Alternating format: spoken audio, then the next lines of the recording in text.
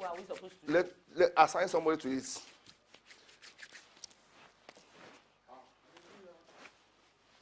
It seems to show why on my joke on my wounding. On fair will be a man. John, what about me plug for move phone me cover me plug somewhere.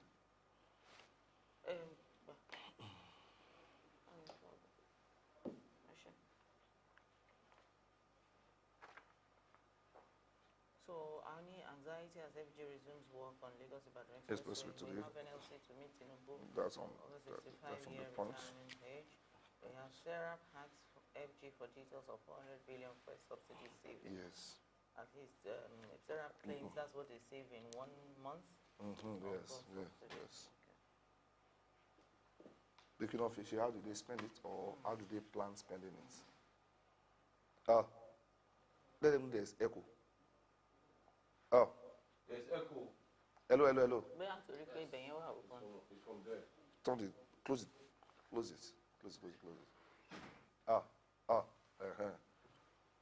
Yes. So.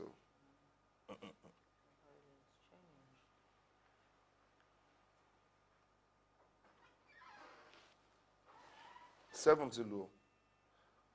Hello, Biola. Mark, I'm on there. Mark,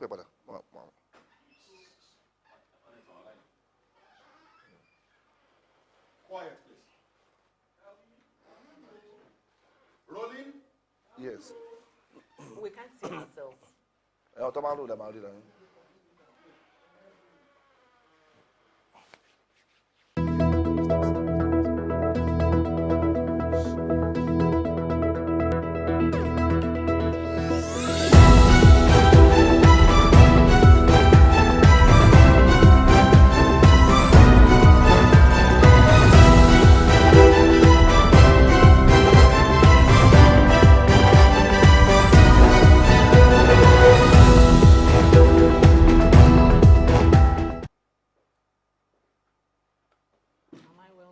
Nobody told me anything about that.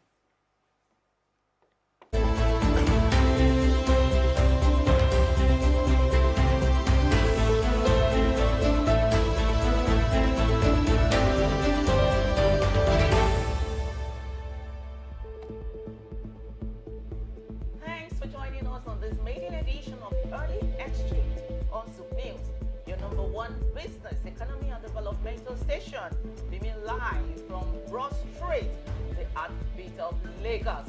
On this daily show, we shall be presenting you with policies, business around the globe as it affects you and the economy. Welcome, I am Buni Idowu. And my name is Ayo Jimmy. Very glad to welcome you on board. This is Early Exchange on Souk News.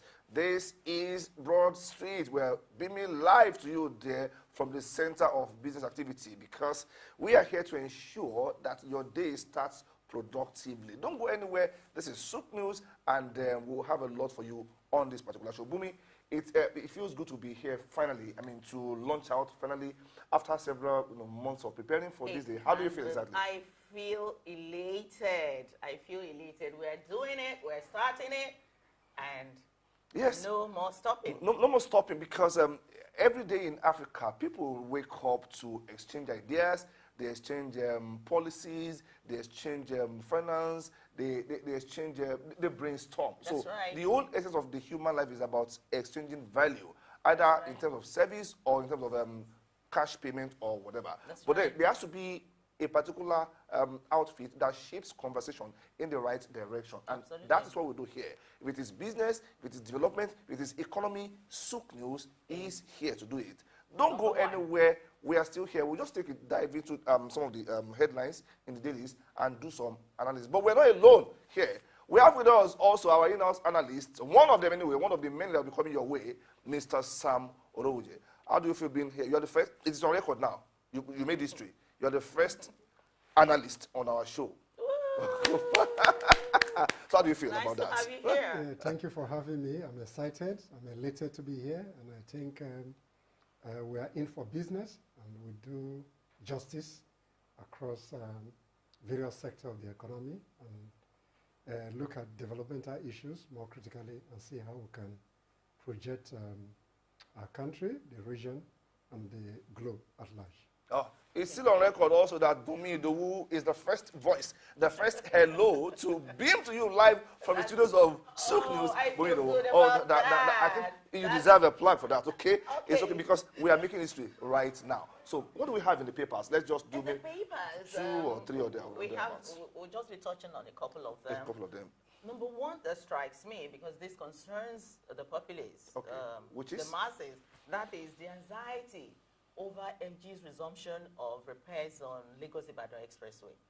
You Oh. know the volume of cars or vehicles that pass on that road, and after a break, the Idil Kabri break, Yeah. the FG resumes, you know, construction The of the construction work. road. Yeah. You know, so I felt the pang or the sting of that particular anxiety yesterday. I was coming from Abeokuta in Ogun State to Lagos. Yeah, typically I come by rail. The train station was jam-packed. For the first time, I did what we call standing from Abeokuta to Lagos inside the train. wow. On the show because obviously the news had filtered around that work will resume. So as at yesterday, the influx of people coming back to Lagos was so that there was a gridlock, so we speak. Or some even had just fear that there might be gridlock, and that now meant everybody coming for the train ride to Lagos. I stood all the way from Abeokuta to Lagos because of this particular fear of work resumption on Lagos Ibadan Expressway. Now, how do you think this is affecting productivity? Yes, because if time is money, like we all say, and people are sitting for hours on the road because of road And they can't reconstruction, even beat appointments. how does it affect productivity in the first place? Naturally, it will affect productivity. But on the other hand, you need to fix the road to enhance productivity. So I think the challenge here is that in the short run, there might be pain for commuters transiting on that route. But eventually, when the road is completed, then it will enhance travel time in and out of Lagos, and that will boost productivity. So the appeal here is that the construction work must be completed so that we can benefit in the long As run. that when due. That's what Must we be do. completed as that when due. So that there will be ease. Yeah, because like I told some people, some of us, or let me say some other people out there, feel it's a no-no to come into Lagos at this time. They only come into Lagos when it is compulsory, because you don't want to lose 5 hours, you don't want to lose 6 hours on the road. Yes, I know it's called short-term pains for long-term gains. That's your whole point. That it's a pain we all have to endure for now, so that we can enjoy the gains thereof. But we just hope work will be speedily done on that road so that people can resume their normal way of life. People say in Lagos traffic is normal, but that's not normal. It's not normal. It's an abnormal that we seem to have gotten used to. Somebody said if you were born in Lagos and you've been here for 25 years, 35 years and above, you have no reason, no excuse to complain about about traffic. Somebody said if you come to my office late and you tell me it is traffic, I will fire you without thinking twice. Meaning we are meant Because to you should have been adjusted. used to it. Should have been All used to right. it. What more can we have? The second thing I would like us to examine briefly is the NLC's agitation. They're planning to meet President Tinubu over the 65-year cap. They want the president to increase or to elongate the retirement age. So what do you think about that? Well, I think I should ask a potential retiree. No, the idea for me, it's a two-edged sword. For when you look at it from the personal point of view of the workers, you will say, okay, 5 more years to earn salary appears to be cool. Yeah, you still have more years because there's this probable fear that you don't know what is coming after retirement. But you are sure of what you have when you are there. So on that particular basis, well, we say, okay, it's a step in the right direction. But there's another School of thought. that says, what can you really offer at 65? At 65. Once you are 60, really, what are we? Go and rest. Why are we thinking like this in this part of the world? Because people, I hear people race to retire early. There's a book by Robert Kiyosaki, Retire Early or whatever, retire young, retire rich. I can't remember the exact title. Meaning there is virtue in going home to rest at an early age so you can enjoy your life. What do you think? So it's a mixed bag for me. Is this meant to be a cause to be, to be pursued, or we're just chasing? Mind we're you, just it didn't just start with this administration. It was inherited I know. by this administration, this but it has to be tackled. This seems to be more like a demand from welfare economics, personal welfare economics, as against wanting to, contribute something meaningful again at 60. What do you think? I think the call for labor to increase the retirement age is not particularly bad, and I think it's a response to global practice.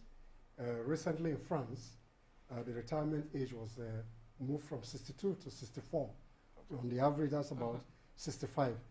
I think the human resource element in terms of retirement is not necessarily based on age. It's based essentially on competence and capacity. So there are other climes where people even work up to the age of 70. So essentially the age push to 65 is not peculiar to Nigeria. So where people have the capacity and the competence at 65, they are still very productive. That's on the one hand. But if you look at the way pension regimes are managed in the country, that leaves a sour taste in the mouth. Because even those who have retired, they find it difficult to even pay their gratuities, not even talk about pension. So on that note, the clamor for increment may be contested. But when you look at it from a global perspective, I think age 65 is not a very hard demand being made on the government to push the age. In any case, some other sector have increased the age bracket. The teaching sector. You have professors who are required to retire at the age of 70. Those who are on the bench are required to retire at the age of 70 as well. But in a nation where we have high population of youth, where do we put the youth when we still have older hands in service? Like if the progenitors are not living, what happens to the progenies? No, I think there's no problem with that because nature itself abhors vacuum. There are three ways from a management perspective which labor relations are done. Either you are fired, either you retire voluntarily, or the course of nature takes its toll on human beings. So that's, for me, in my personal view, is not really a strong argument because there are youths who will move in, and constantly there's always a pool of people that will get to the age bracket of 65 that will pull out of the service continually. So there's always, for manpower planning, there's always a need for people that will come into the service and will retire by 65. Anyway, 65, unless you're looking at it from the perspective of the public sector, there are a lot of people who are in private sector who are age 65 that are still working and still contributing to the nation's economy and growth. So the argument for 65, in my view, is neither here nor there. Because I was looking at, and I'm still looking at, the health implication. For, yes, in the academics, yeah, I know that they retire at 70, like you said earlier on. They do more of, mental contribution. Yes. They're not, but there are jobs, even in the civil service, that demand physical exertion of energy. Yes, I really don't know what, with due respect to those who are in that particular age bracket. I have no, my mom is there, I have them, really. But then, I'm just thinking about this. We have a young population in Nigeria here. And yes, nature abhors vacuum. But if one generation is not living, because when you say, okay, stay here on this seat for the next 5 years, that deprives that young man out there who is probably more qualified energy-wise to step in. He has to wait his turn because there has to be a process. People have to live before that's coming. Now, are we not like, okay, perpetuating what I call the unemployment status quo of Nigeria? Are we not, is it not a technical arrangement to ensure that some will still stay out of the job for some time? Because for God's sake, at 65, what do you want to do for 5 years that you have not done in the last 25 years of your life? Is it how long we stay or how well? That's my question. Yeah, like I said, there are two sides of the coin on this matter. the youth that we talk about will equally grow and come to those ages that we talked about. Sure. In terms of work transitioning, you have a base of experience.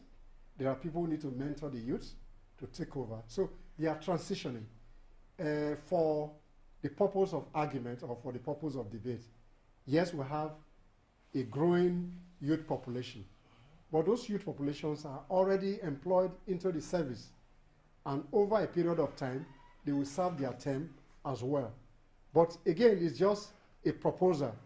We don't know whether the government will consider it, looking at other economic variables that will sustain the push for additional 5 years. But I think it's early in the day to see how we can come to full circle with this proposal. In any case, we have our president also beyond that age, so I think it will be considered. That's an elective position. We voted him in. He's not appointed, actually. Also, the third thing that we want to look at is the SERAP question in government. It's been about 1 month now that fuel subsidy has been removed. And SERAP is saying, oh, wait, Nigeria must have saved up to about 400 billion naira. So, is it being used? What is government going to use it for? If it's not being used, that's the question. Do you think that question is apt? It's apt because SERAP is like a watchdog that need to keep the government on its toes. So that demand is necessary because we're in an environment where promises have been made in the past and those promises didn't come true. So there's this apprehension among the citizens that if we're saving over 400-something billion from the removal of subsidy, therefore the deployment of those resources to uplift the citizens must be seen in terms of social intervention that will cushion the effect. So SERAP call is in the right place. How the government will respond to that call remains to be seen. Some people are saying the SERAP searchlight is coming too early. We just did 1 month of Tinubu's presidency, and now it's like, okay, we're on your neck. How did you spend this first savings that you've made? Is it a call too early? I know that it's a call that must be made at some point, but is it too early, do you think? In my view, it's not too early. Once you play the role of a watchdog, it's important that you put the government and its officials on their toes so that they can deliver value. So in my personal opinion, I don't think it's too early. Okay. That, again, we have to sustain the tempo of the deliverable that we expect from this new administration. Okay. That's my view. Okay, if you are in an advisory capacity to Mr. President, we have saved 400 billion naira now. What would you advise the government to spend it on? I think essentially one of the major challenges is infrastructure. So whatever savings that we're making from the removal of the fuel subsidy should be targeted at revamping the state of infrastructure. A percentage of that should be used to provide social intervention for the extremely poor people in society in terms of transport vouchers, meal vouchers, and all that, so that you can cushion the effect, the negative impact of the removal. But essentially, what most citizens expect from the government is to deploy these savings to improve on the infrastructure, particularly the energy sector. Okay. Okay. All right. So I think it's a safe zone for us. I mean, we've done some talking about what's in the paper. So we'll take a short break now. When we come back, we'll go to the meat of the matter because we have a lot of topics to discuss today, and you're going nowhere. You are going nowhere yet. So don't go away. Stay tuned. We'll be back after this.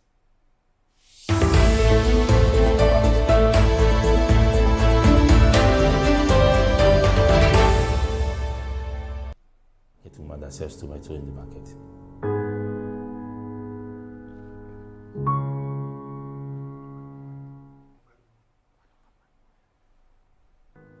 So some time ago, I came up with this idea to establish a TV station. It was about 17 years ago, and the idea was for us to have a TV station to rival a particular TV station. And the more we grew up with the project, we found out that there's no need for us to try to rival a particular TV station, but for us to come up with our own unique TV station with a very good platform. So the Souk News is a product of research of over many years. I have a very strong background in research and development with over 22 years. And so the Souk News is as a result of this, my years of experience, exposures and travels.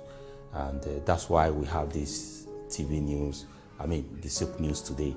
And we are proud to say that the Souk News is a product of Wash Media. Wash Media is the owner of Wash Radio, an mobile radio station for the upcoming youth and of course the young entrepreneurs to have a platform to showcase what they do and to be able to celebrate them as well. So that is the idea. And we tend to demystify the norm. We tend to carve the ordinary to extraordinary. We tend to be one of the leading news platforms in sub-Saharan Africa. We also intend to be the ideal workplace for all journalists or media professionals. I say, okay, look, I would want to work with a media TV station because they possess the qualities that are irresistible and yet hard to find among the media organizations in sub-Saharan Africa. Yes, we try not to make it boring. We want to make it captivating by the content, like I mentioned. So say it's a business news, not necessarily mean that we are 100% not considering the fact that we have the upcoming young business people among ourselves. Not forgetting that we have the skit industry. One of the major work is for us to do evaluation and do a critical analysis of the skit industry to know the value of the skit industry. It's one of the major pride of Nigeria in recent years. And the entertainment industry. When you're talking about entertainment, you know that we're talking about the young, sharp, brilliant, innovative, creative, those people working behind the cameras, those people in the front of the cameras. So we are exploring all angles to see how we can capture everyone from the business perspective, we give value to every project you do. So if you're a market woman and you sell tomatoes, you want to give value to your project. So we are not focusing on the big people as well only. We are also looking at how to give value to the man who sells corn on the street or the market woman that sells tomato in the market.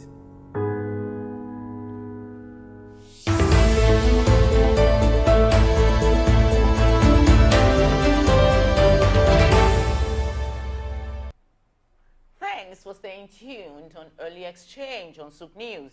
This is the next segment where we're going to x-ray the power sector in Nigeria, a very critical sector indeed.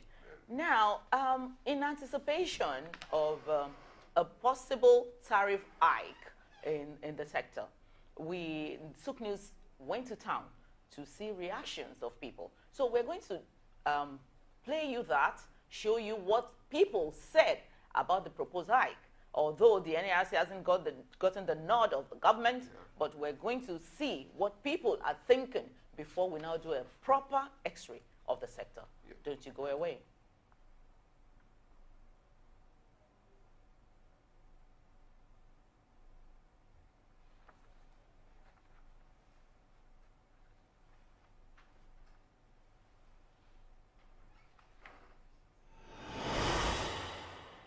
Since the student loan scheme was signed into law recently by President Bola Ahmed Tinubu, there have been different shades of opinion regarding the policy. The problems are enormous, but I believe very strongly that the discourse as they are now don't have the capacity. There has to be a restructuring of that sector. Apologies about that particular mix-up. We are looking at the power sector in Nigeria. The clip we were trying to play was what Nigerians said about the proposed tariff hike in the power sector. Because when you look at Nigeria, essentially, the little research I did showed that we are actually not one of those countries that are paying that high. As we imagine. Yes, I quite understand that for some people it is pocket tier, and even what we pay as at now. Now let me just quickly read this so that we can have we can situate it. Now, this is a list of 10 African countries with the cheapest household rates. We have Libya, we have Ethiopia, we have Zimbabwe, we have Angola, and Nigeria is on that list as well. For instance, now there are African countries that pay way higher than what we pay Absolutely. per kilowatt hour of power. Like Rwanda, it has the most expensive, payment tariff where they pay about $0.26 for every kilowatt hour of electricity. While in Nigeria we only pay 0.06. By this, I am not saying that people don't have a right to complain about, hiking in tariff, especially when they think they are not getting the value from it. They are not getting as much energy as they hope to get from it. But we'll look at this in detail. I wouldn't know if that particular clip is ready. That opinion poll on the power sector, please. Can we have it now? Electricity distribution company in Nigeria have announced an upcoming increase in tariffs starting from July 1, 2023. The decision is attributed to the fluctuating exchange rate of Naira and the statements from various discos, including Abuja Disco, Eko Disco and Ikeja Disco was sent to customers informing them of the tariff adjustment. According to the multi-year tariff order 2022 guidelines, the previous exchange rate of 441 Naira per dollar may change to approximately 750 Naira per dollar, impacting electricity tariffs. How would Nigerians react to this new development? Let's get some updates. They said they want to give us stable power supply, if I'm not mistaken. But we are yet to see it now. That's the major thing. We are yet to see it. So we are yet to get value for our money. That's just the major thing. Well, I'm actually a very optimistic person. That is why I feel, well, let's see how it goes. It's too early to be able to judge for now. But let's see. It's quite unbearable. The cost of running the business will be too high. It's quite unbearable. I don't know how will I go. Because just the shop alone, we can charge 20,000 within 2 weeks. The thing has gone. So it's like that every 2 weeks we pay 20,000 on the normal price right now. But by next tomorrow now, I don't know how much we'll be charging. Well, my own little understanding, or my own opinion rather, I think we know how Nigeria government is being running. I think it's for their own benefit. Yes, because if they put masses in consideration, they can't just wake up and then try to act in that kind of unacceptable manner. Well, it affects everybody, as I'm saying. Are you understand me now? It affects everybody. But what can we do? Are you understand me now? So we have to bear it for some time. Maybe there's changes. It's going to be a bit difficult because if there's no power, you should be looking at things like solar, inverters and all. But even those ones are not cheap. It costs a fortune to get some of those devices. The only thing I can say is that the increment of the fuel is still affects many in Nigeria now. People are suffering about the subsidy of the fuel. But if you want to increase the price of the electricity, they will make hard for Nigeria. Let me tell you true. It's not easy. There's no options now. We don't have options except generator or probably inverter. But for me, I just feel like if they can fix electricity in Nigeria.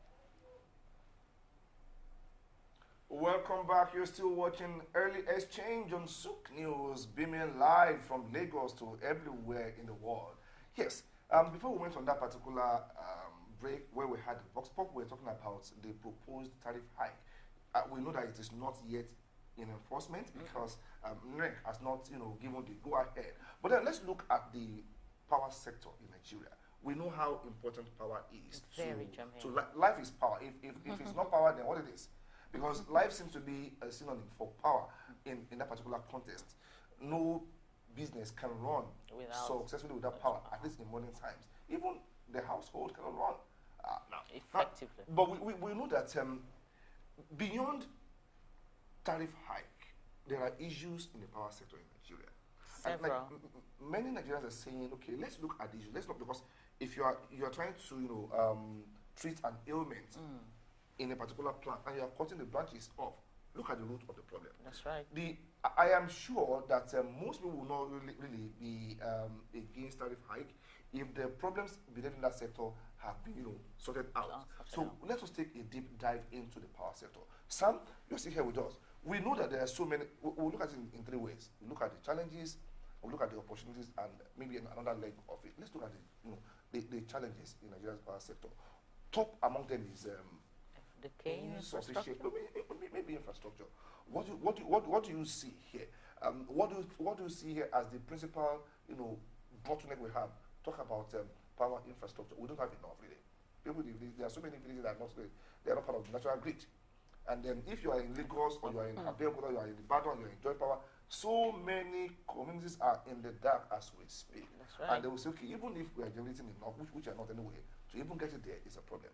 Speak directly to this issue of decaying and this is as old as Nigeria.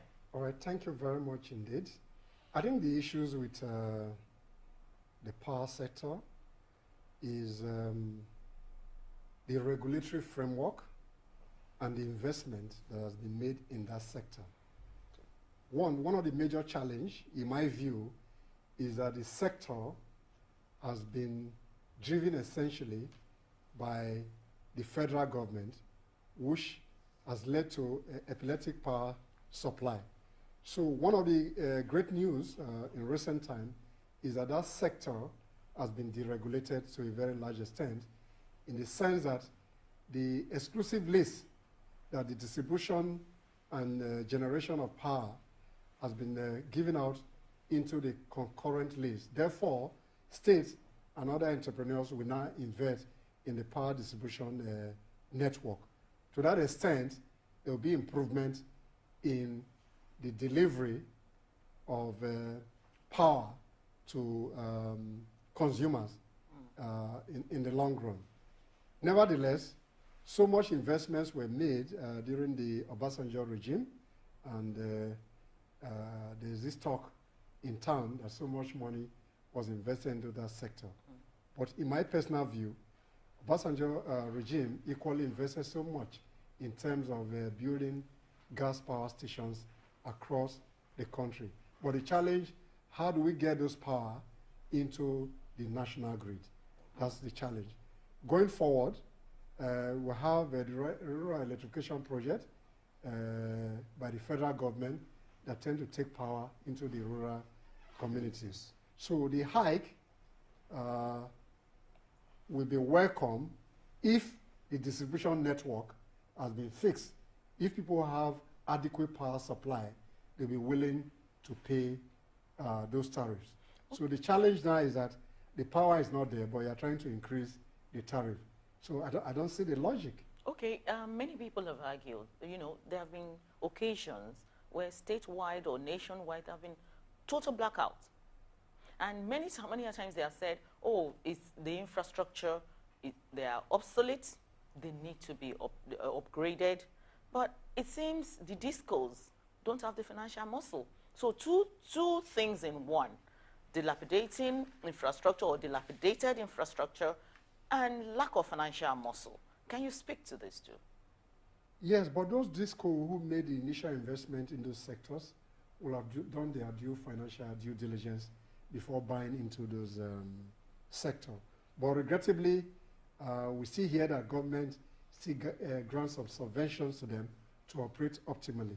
But I think if they want to gain a competitive edge in terms of providing power, they need to look for more financial investment to upscale their operation so that they can earn more money. Therefore, as a business concern or a business entity, if they have issues with their finances, they need to find a way to upscale financing in order to be able to generate more power, put more power into the grid. When they are able to put more power into the grid, they will earn more money and they are able to repay whatever investments they make in those sectors.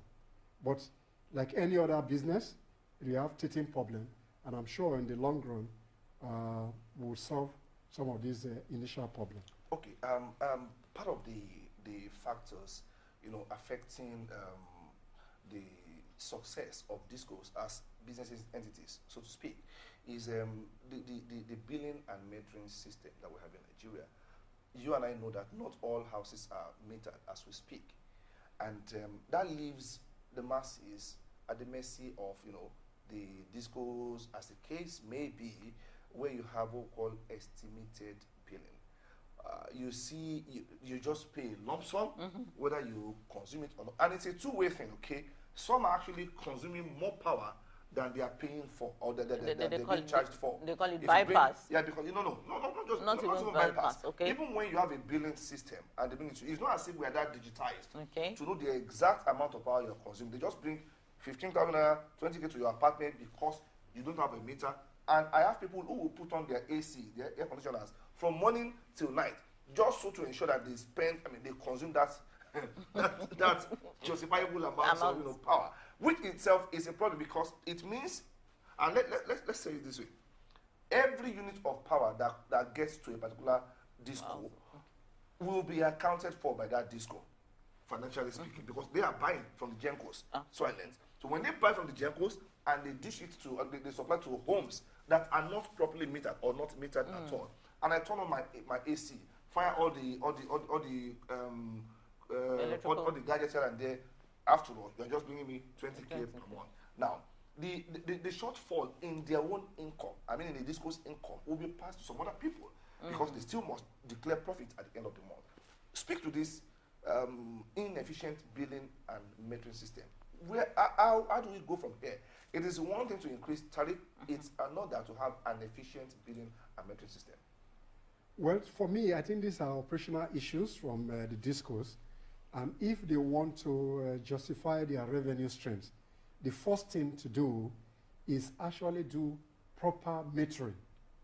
This issue of estimated billing, in my view, is an enabled corruption from the officials of these discos. I think the management must wake up to their responsibility. What you can do is to do proper metering. And once you're able to do proper metering, particularly prepaid metering, you're able to justify your income, your revenue stream. So the challenge for me is that the management of the discos must wake up to their responsibility by providing adequate and new metering system so that they can justify their income and their earning from the consumer. As long as you don't have a modern billing system, then they will have a challenge in terms of sustaining their revenue. Okay, we have also found out that some of these discos, the catchment area, they don't have same catchment areas. Some of them have catchment areas that are almost as big as the country.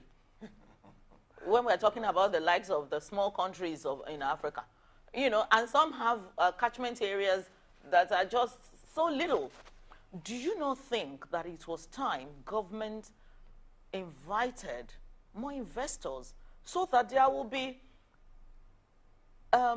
total maximum capturing of every area efficiently?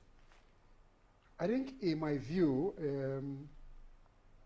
the disco need to do a business case scenarios that will improve on their operations. I'm sure that those discos are well positioned to take advantage of the market, but because they are suffering from financial incapacity in terms of investment, that has become very difficult. So going forward, as a business, the government has deregulated that sector. So what we seems to propose is that more investors should come into that environment. But the challenge is that the generating arm of the business don't even generate sufficient power to be distributed among consumers. No, I think I beg to differ on that. I think it's that the discos can buy it all. I don't think there's sufficient power generation so far. But we sell to neighboring countries, don't we? We're actually responding to the powers of demand and supply. Let's not forget that we have to make money also. I've heard this discussion in so many quarters that even if we generate enough, we don't have distribution facilities. Okay, we are not. For the record, we are not producing enough optimally. Power. If you look at the ratio of the population to the power we're generating, we are far. But what we are generating, are they even buying it over? They are actually buying what they can buy, but it's about how it gets to you at the end of the day. Now, beyond that, I have an issue with, let me say I identify with the pains that the discourse are facing, our government, still about tariff. How do you set a particular tariff regime that factors in two ends of the divide? On the one hand, you want to make it affordable for the consumer because, after all, government exists to make life better for the people. Now, and Nigeria is one of, Nigeria has its own place in the poverty headquarters of the world, so to speak. Now, on the one hand, you want to make sure that you do the billing such that an average Nigerian can latch on to this and enjoy power as part of it's maybe not right, it's as part of the benefits of living here in this country. On the other hand, the discos are in business to make profits. Now, really, we all know that what they charge is not really a true reflection of the real cost of power. How do you strike a balance as a policy shaper or policy maker, such a way that you can take care of both sides of the equation? I think essentially, from a business perspective, people are in business to make profit, to justify their investment. So the idea of a tariff increment is in line with the business environment. The price of other things are going up. Therefore, those who have made investment in those sectors equally want to justify their investment. I do know for sure that a lot of the discos are struggling. Whether they are even broken even, that's a different ball game entirely. But what is important is that if the power is supplied to consumers, consumers are willing to pay for new tariff. That's my personal view. But the challenge is that for them to stay in business and sustain their business is to provide new metering regime for consumers where people can do prepaid. So if you don't provide electricity, I use a prepaid facility. So if you don't give me power, I don't pay. So that becomes more a rational economic decision-making model.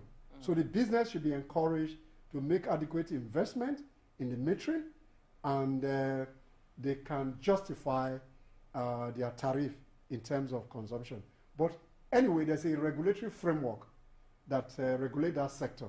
So when they submit a tariff, there are windows, there are regimes of in terms of when and how, what quantum of price increase that you can charge the consumers. So I think the regulatory authority will strike a balance within what they have as regulator, but they must stay in business so that we can get power. So we need to strike a balance in terms of the decision-making process. Okay, of importance also is the issue of vandalism, just as it happens in the telecom sector as well.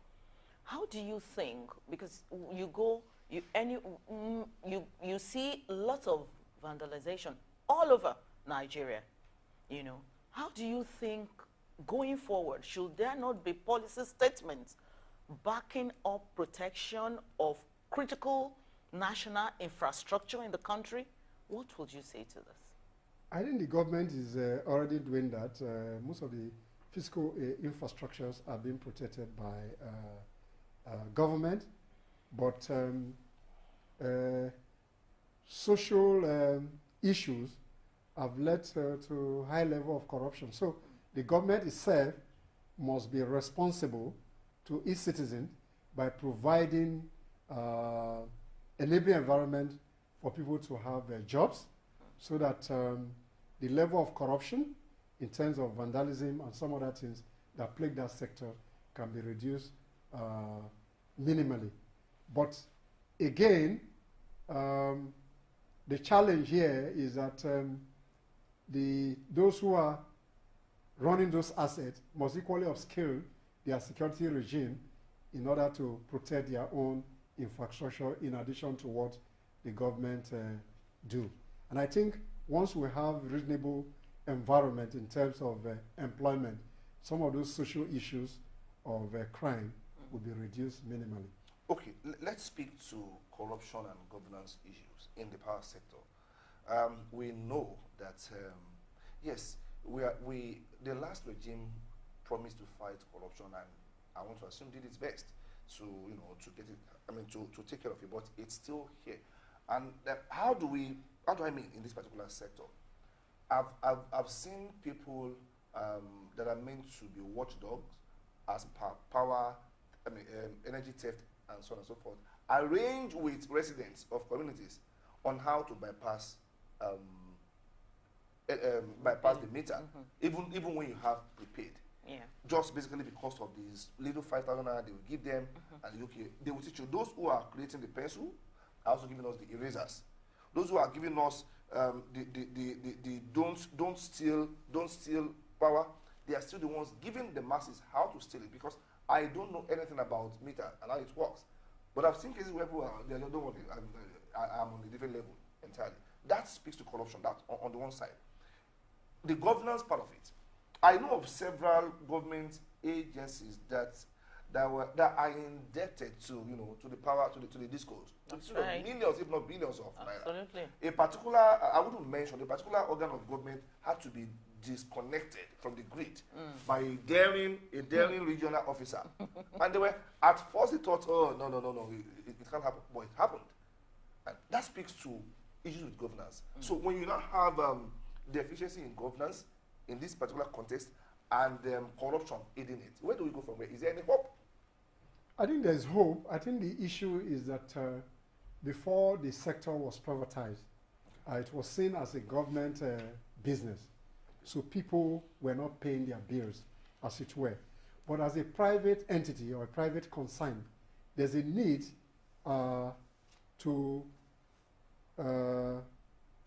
find a way to collect revenue. So when people consume electricity, whether they are government department or agencies, they must pay up their bills. Okay. So, okay. Yeah. Now, there have also been arguments in different quarters. There is so much and too much political interference. For crying out loud, this sector has been privatized. So much political interference, undue, corruption, policy inconsistencies in the sector. Okay?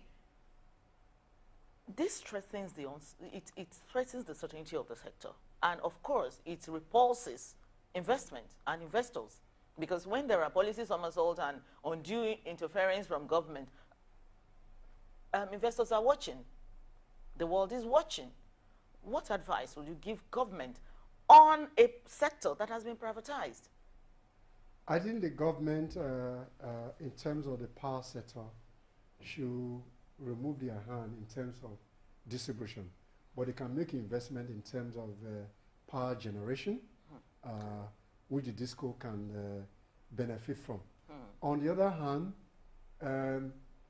the recent regulatory framework that has just been approved will equally help the sector to operate optimally, particularly now that power has been removed from the exclusive list and now is on the concurrent list. So, for example, a lot of state governments generate power for their secretariat. And with this new regime, we'll be able to sell power to other users. So when this deregulation that has been improved further will help more investment to come into that sector, and will benefit from those new investments in the sector eventually. Okay, thank you so much. Thank you for staying with us. It is still Early Exchange on Souk News, and we are here beaming live from Broad Street, Lagos, Nigeria, to every part of the world. Earlier in the week, the Souk News team interviewed the executive director, an expert in the power sector, so to speak, and he spoke extensively about a lot of things. And part of what he mentioned was this issue, was the justification for the tariff on the one side, and actually made mention of some other problems in the power sector. I don't know if we have that particular clip ready. The engineer did this clip where he spoke to a length about some of these issues. Let's have that if it's available, so we can come back to the studio and tidy up discussion about on that. Let's have engineer Diddy's take on the power sector. Under whatever you want to call it, maybe breaking their franchise into little bits. One or two of them are doing well. Eco, Disco, Ikeja Disco, yeah. Because, and also, you know, the problems are different. So, but for most of them, look, if you, let me give you an example. If you need to, under Yola Distribution Company, I mean, you know how wide that sector, I mean, that part of the country is. If you need to take a 33 kV line from one town to the other, you may be doing 100 kilometers. Whereas under the Eco Disco franchise, I mean, 100 kilometers will do 2, 3, 4, 5 communities. So we need to restructure these discos. We need to support the discos to develop a new program tailored to reduce ATC and C losses. What is ATC and C? Aggregate technical, commercial, and collecting losses. Now, when you take power from Ondo, for instance, to Ilaje, 100 kilometers, by the time, and don't forget that along that route, you are dropping power for Ore, for Ajebandele, for this, for that. By the time you get to the end, what you have is candlelight. Well, the truth of the matter is that at some point, there will be increase in tariff. However, this is not the time for it. I mean, Nigeria, I mean, we are doing a lot of reforms now. The removal of the subsidy has increased the cost of living in Nigeria. The exchange rate, harmonization of the exchange rates is also going to affect the economy and the earning power of the common Nigerian.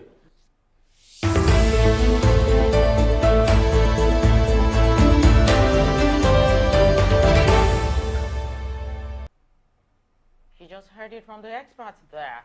Now let's do a little explicit. I think we just have to speak more to some of the issues. And really said the timing is not right. It is not a matter of if. From what he said, it's more a matter of when. It's about timing. Whether we like it or not, tariff hike is inevitable. It is inevitable. But why now? That's the question. When we're still trying to grapple with the challenge of subsidy removal, the FX market, Naira floating, and so on and so forth. People have not really adjusted themselves to cope with these challenges, and now we are bringing something as fundamental as tariff hike, knowing that power plays a critical role in human life. Is it the issue of timing for you? Like I mentioned earlier in the other segment, I was saying that it's inevitable that the tariff will increase. Nevertheless, the timing may not just be right in terms of the current reality of our time. Therefore, I'm sure that at some point in time, that tariff will come, but the timing absolutely is wrong for now. Okay, shouldn't we just look at other means? They call it alternative energy sources.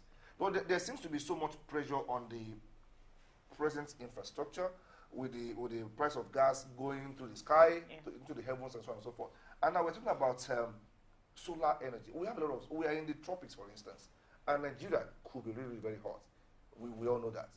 What are we meant to do to latch on to this solar revolution? I know that there are companies already that are trying, but are we doing enough? Because if we have that sorted out, I am sure half of the problem of power will be taken care of. Are we doing enough in that particular direction? Are we?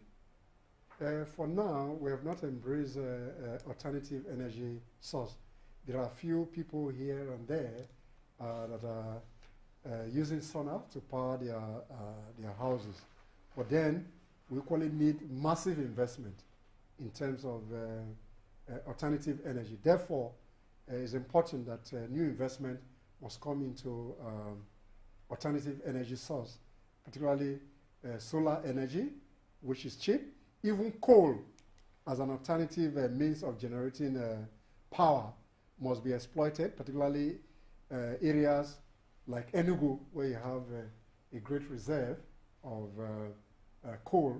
Even the West, they're saying that we should not use coal as an alternative. Are equally burning coal to provide energy. So hydroelectricity must be improved. Solar generation must be increased. So we need massive investment in the area. Now that a few regulations has been made, that will enable more investors to come into the market to provide alternative source of energy. Okay. Now the world is shifting. You know, part of the solutions that you think, because with Nigeria, as we said earlier, this lack of power is as old as Nigeria itself. Yeah, so don't you think it's time we exploited others, such as waste to energy solution? Can't we develop that? If we're having issues with myriad of challenges, can't we begin to explore waste to energy? We have lots of waste in Nigeria. Can't we? Lagos can't we begin to use that? Lagos has enough waste that can Can't we begin to use that? So do we even have the technology, the waste to energy technology? Do we even have it here? Because you can't give what you don't have. It is he who has blood that donates blood in the first place. So what's your take on this? Waste to energy? No, waste energy is just an alternative, what is essentially called circular economy. What is important is that the regulatory environment has been very bad in the past. So investors find it difficult to come into the environment to invest on other alternative energy mix. So what is important is that now that states and local government and other agencies have been given a free hand to generate power, I'm sure a lot of people will look at an alternative source of energy. Thank you. Thank you so much, Mr. Sam. It's still early exchange on Souk News, and thanks for staying tuned still. Now we'll take a break. We want to examine important updates across markets. So join us in the newsroom for market trends.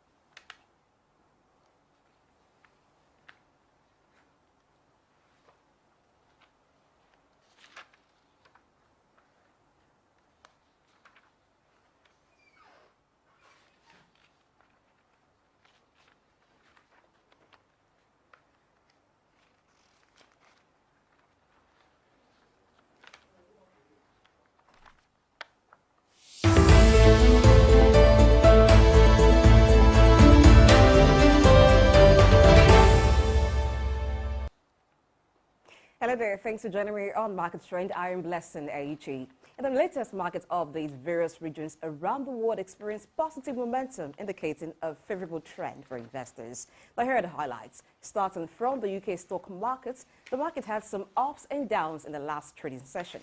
The FTSE 100 index closed at 7,531 points, which is an increase of 59.84 points, or 0.80% compared to the previous value.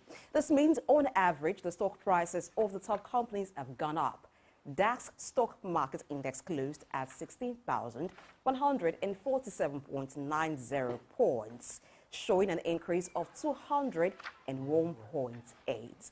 Now, moving on to other stock, CAC That CAC 40 stock market index closed at 7,400.06 points, indicating a rise of 87.33 points or 1.19%. FTSE MIB stock market index wrapped up at 28,230.83 points, representing a gain of 302.39 points or 1.08%. Let's take a look at the companies that performed well in the FTSE 100.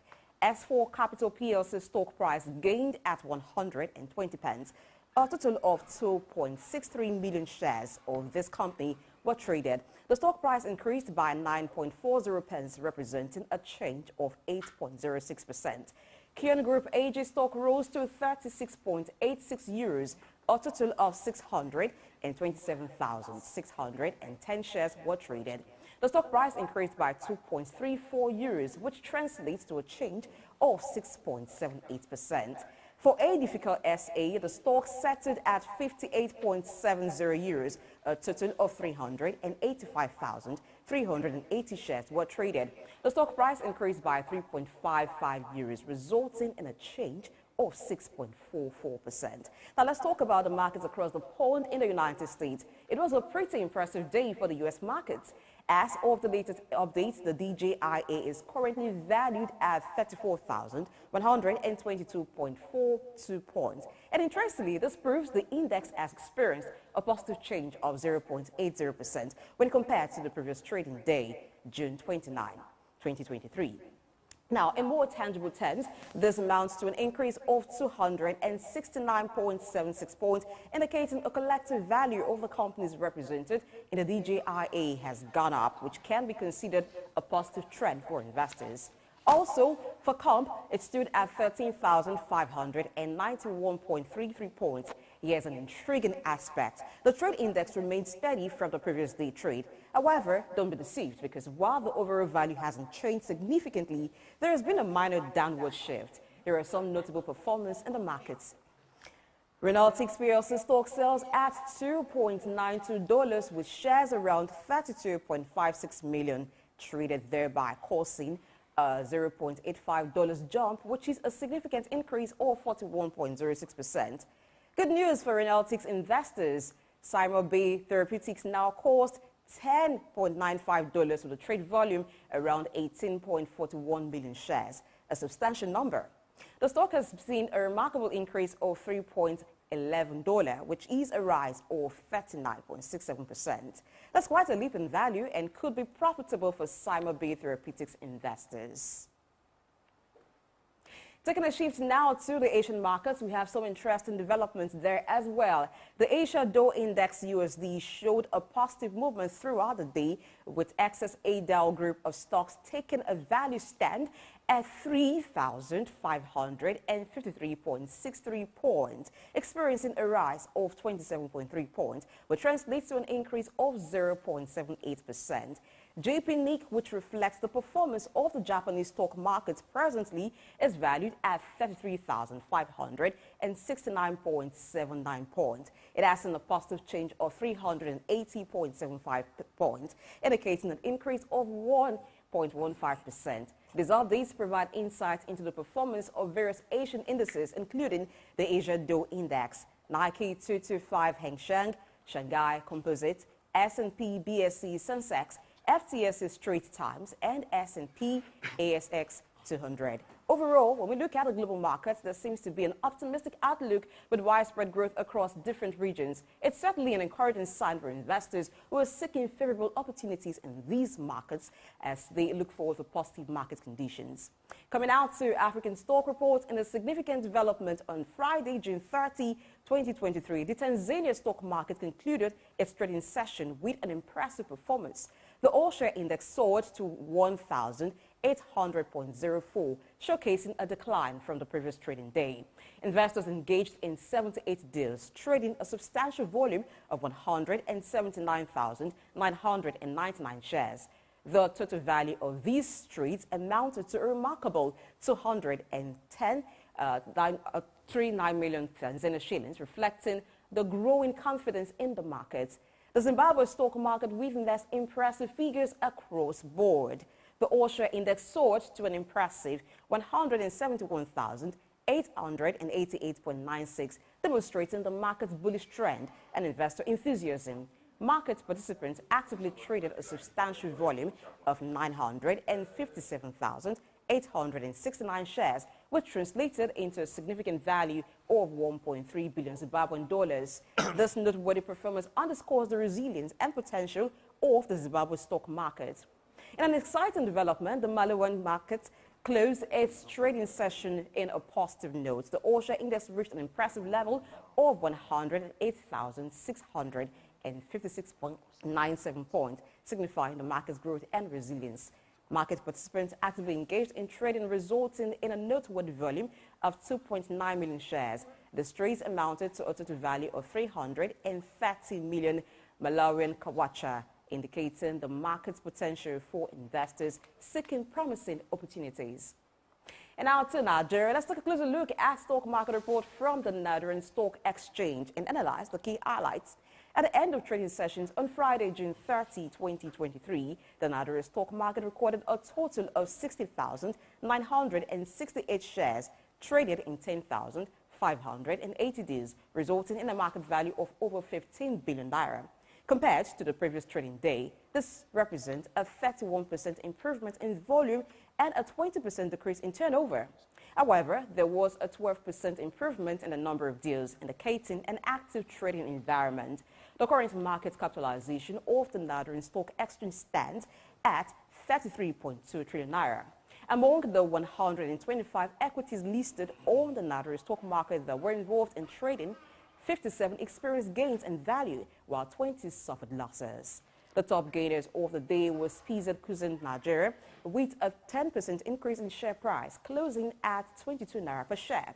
Following closely were Eternal with 9.95%, Learn Africa with 9.93%, and Ikeja Hotel with 9.92% also had a notable increase. On the other hand, Foundeji saw the latest decrease in share price, with a 10% depreciation, closing at 1 naira 80 kobo per share. Cornerstone Insurance, Universal Insurance, and Guinea Insurance also experienced significant losses of 9.09%, 8.7%, and 8.7% respectively. In terms of trading volume, Access Holdings had the highest volume with 255 million shares traded, valued at over 4 billion naira. This indicates strong investor interest in Access Holdings shares. Following Access Holdings were FCMB with 97 million shares traded, UBA with 90 million shares, GT Corp with 77, and Zenith Bank with 74 million shares.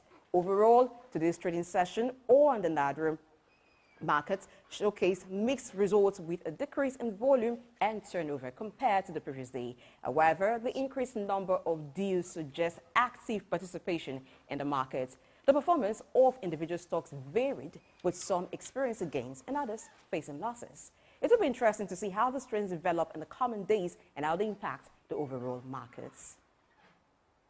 Coming to currencies, from exchange rates and market fluctuations to central bank policies and economic indicators, we will explore the factors influencing currency movements and provide insight into the potential impact on trade investment and the broader economy.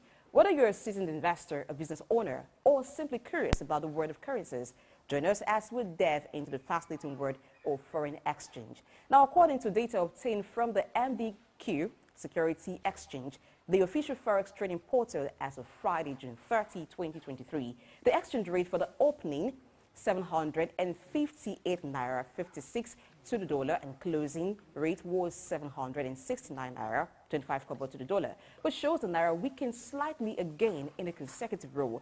Keeping in mind that exchange rates can fluctuate daily due to various factors such as market demand, economic conditions, and international trade, it's essential to stay updated with the latest exchange rates. If you're involved in currency exchange or international transactions, a comprehensive analysis of the day's currency trends and the forces driving them. And now to the U.S. The United States of America, the U.S. dollar against the Japanese yen is currently valued at 144.110. It has experienced an increase of 0.0400, representing a change of plus 0.03%. This means that it now takes slightly more US dollars to buy 1 Japanese yen. Moving on to the US dollar against the Swiss franc, it is currently valued at 0.8947. It has increased by 0.0010, showing a change of plus 0.11%. This means that it now takes a slightly more US dollar by 1 Swiss franc. The US dollar against the Hong Kong dollar stands at 7.8330. It has decreased by 0.0008, indicating a change of minus 0.01%. This means that it now takes slightly fewer US dollars to buy 1 Hong Kong dollar. Shifting our focus now to the US dollar against the South Korean won, it is currently valued at 1,307.6400. It has increased by 7.5300, indicating a change of plus 0.58%. What that means is it takes now more US dollars to buy 1 South Korean won. The US dollar against the Canadian dollar stands at 1.3209. It has increased by 0.0017, representing a change of plus 0.13%. And that means it takes slightly more US dollars to buy 1 Canadian dollar. And lastly, the Australian dollar against the US dollar is currently valued at 0.6650. It has an of 0.0036, indicating the change of minus 454%. This means that it takes slightly more US dollars to buy 1 Australian dollar. These changes in currency values provide insight into how the US dollar is performing against different currencies in terms of their exchange rates. Moving to Europe, for the word of currencies in the euro, let's explore how the euro have been performing against other major currencies. The British pound against the US dollar is valued at 1.2735.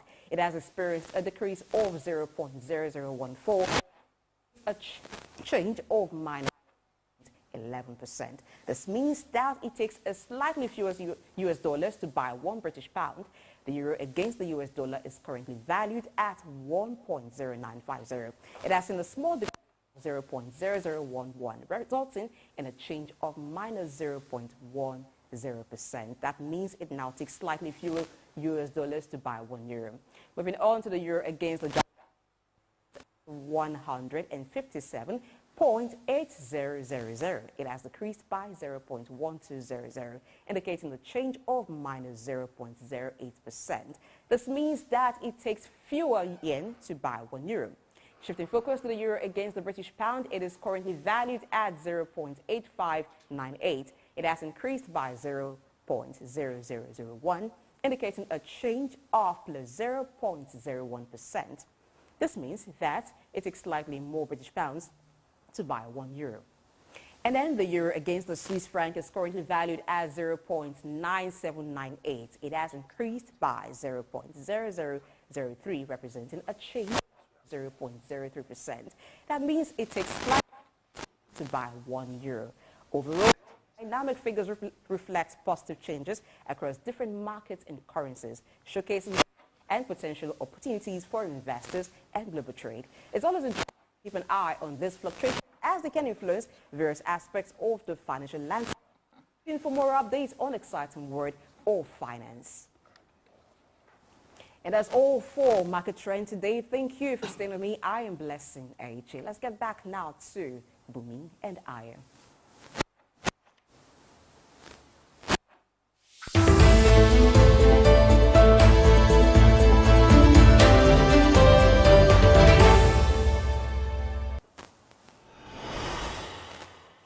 Since the student loan scheme was signed into law recently by President Bola Ahmed Tinubu, there have been different shades of opinion regarding the policy.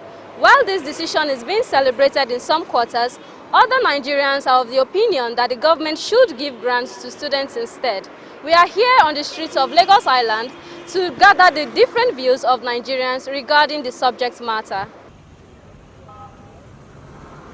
51-year-old Jamiu completed his secondary education in 1990. It took him 23 whole years to save up to get a university degree, humbled by his background. His growth curve would probably be shorter if the new Student Loan Act existed in his days. I was born in 1972. So I went to school, I finished my secondary school 1990. I couldn't go back to school until 2013. That summarizes the position of a lot of Nigerians who believe that this singular policy drive by the Tinubu administration is one that strikes the right chord. The student loan scheme can help educational advance in this country, because when we see, this is the pattern they are using in other countries.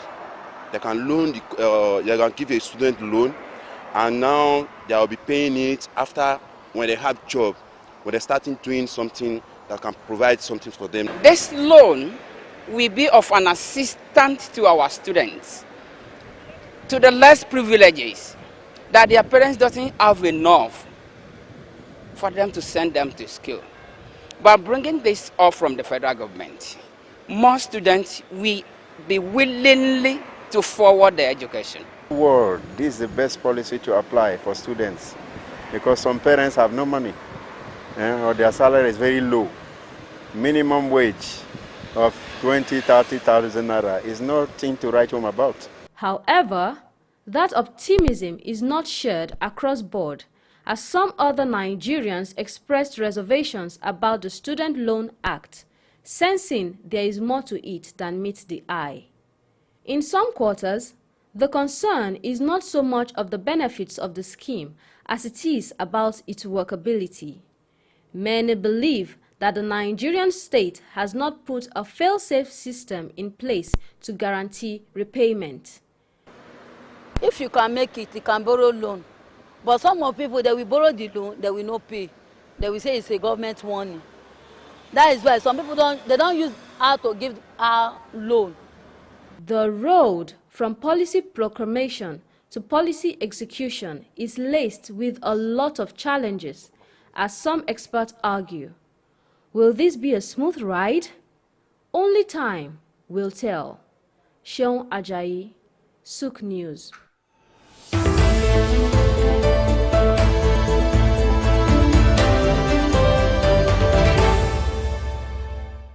Thanks for staying tuned to Audio Exchange on Sook News, your #1 business development and economic-driven station located in the heart of Lagos, the Broad Street. Now we have another concern, a very major one for that matter. And that particular report you just watched, speaks to that. Yes, part of the new president's gifts to Nigerians on June 12th. Absolutely. Is, at least in his own, by his own judgment, is this issue of the student loan bill that became an act in Nigeria. Yes. Officially now, at least on paper, students have access to obtaining loan. Yes, education. In some quarters, that was celebrated as a step in the right direction. But some still have a bit of reservation. And I think we decided to look. Let's go deep. Let's take a deep dive into the issue now. Is it a good thing for us as a nation, or does it have some not so desirable shades? And that is why we still have Sam, the analyst. I think I'll give you that. Sam, the analyst in the house. Yes, you do that. So now let's look at some of the conditions for accessing the loan, and I'll just read just a few of them, and then we'll speak to that. Maybe that will kickstart the conversation. Okay. Number one is that, or one of them is that the applicant's income or family income shall be less than 500,000 naira per annum. It means for both father and mother in that particular house, you must not make more than 500,000 naira per annum. And we are in a country where we have minimum wage of 30,000 naira. So if I am the father and she is the mother, we're earning 60,000 naira as a family. And that is 720,000 naira. Provided we are laborers. So now we are already excluded from that. And then if you're earning minimum wage in Nigeria, I think you should be part of that particular project. So what do you think?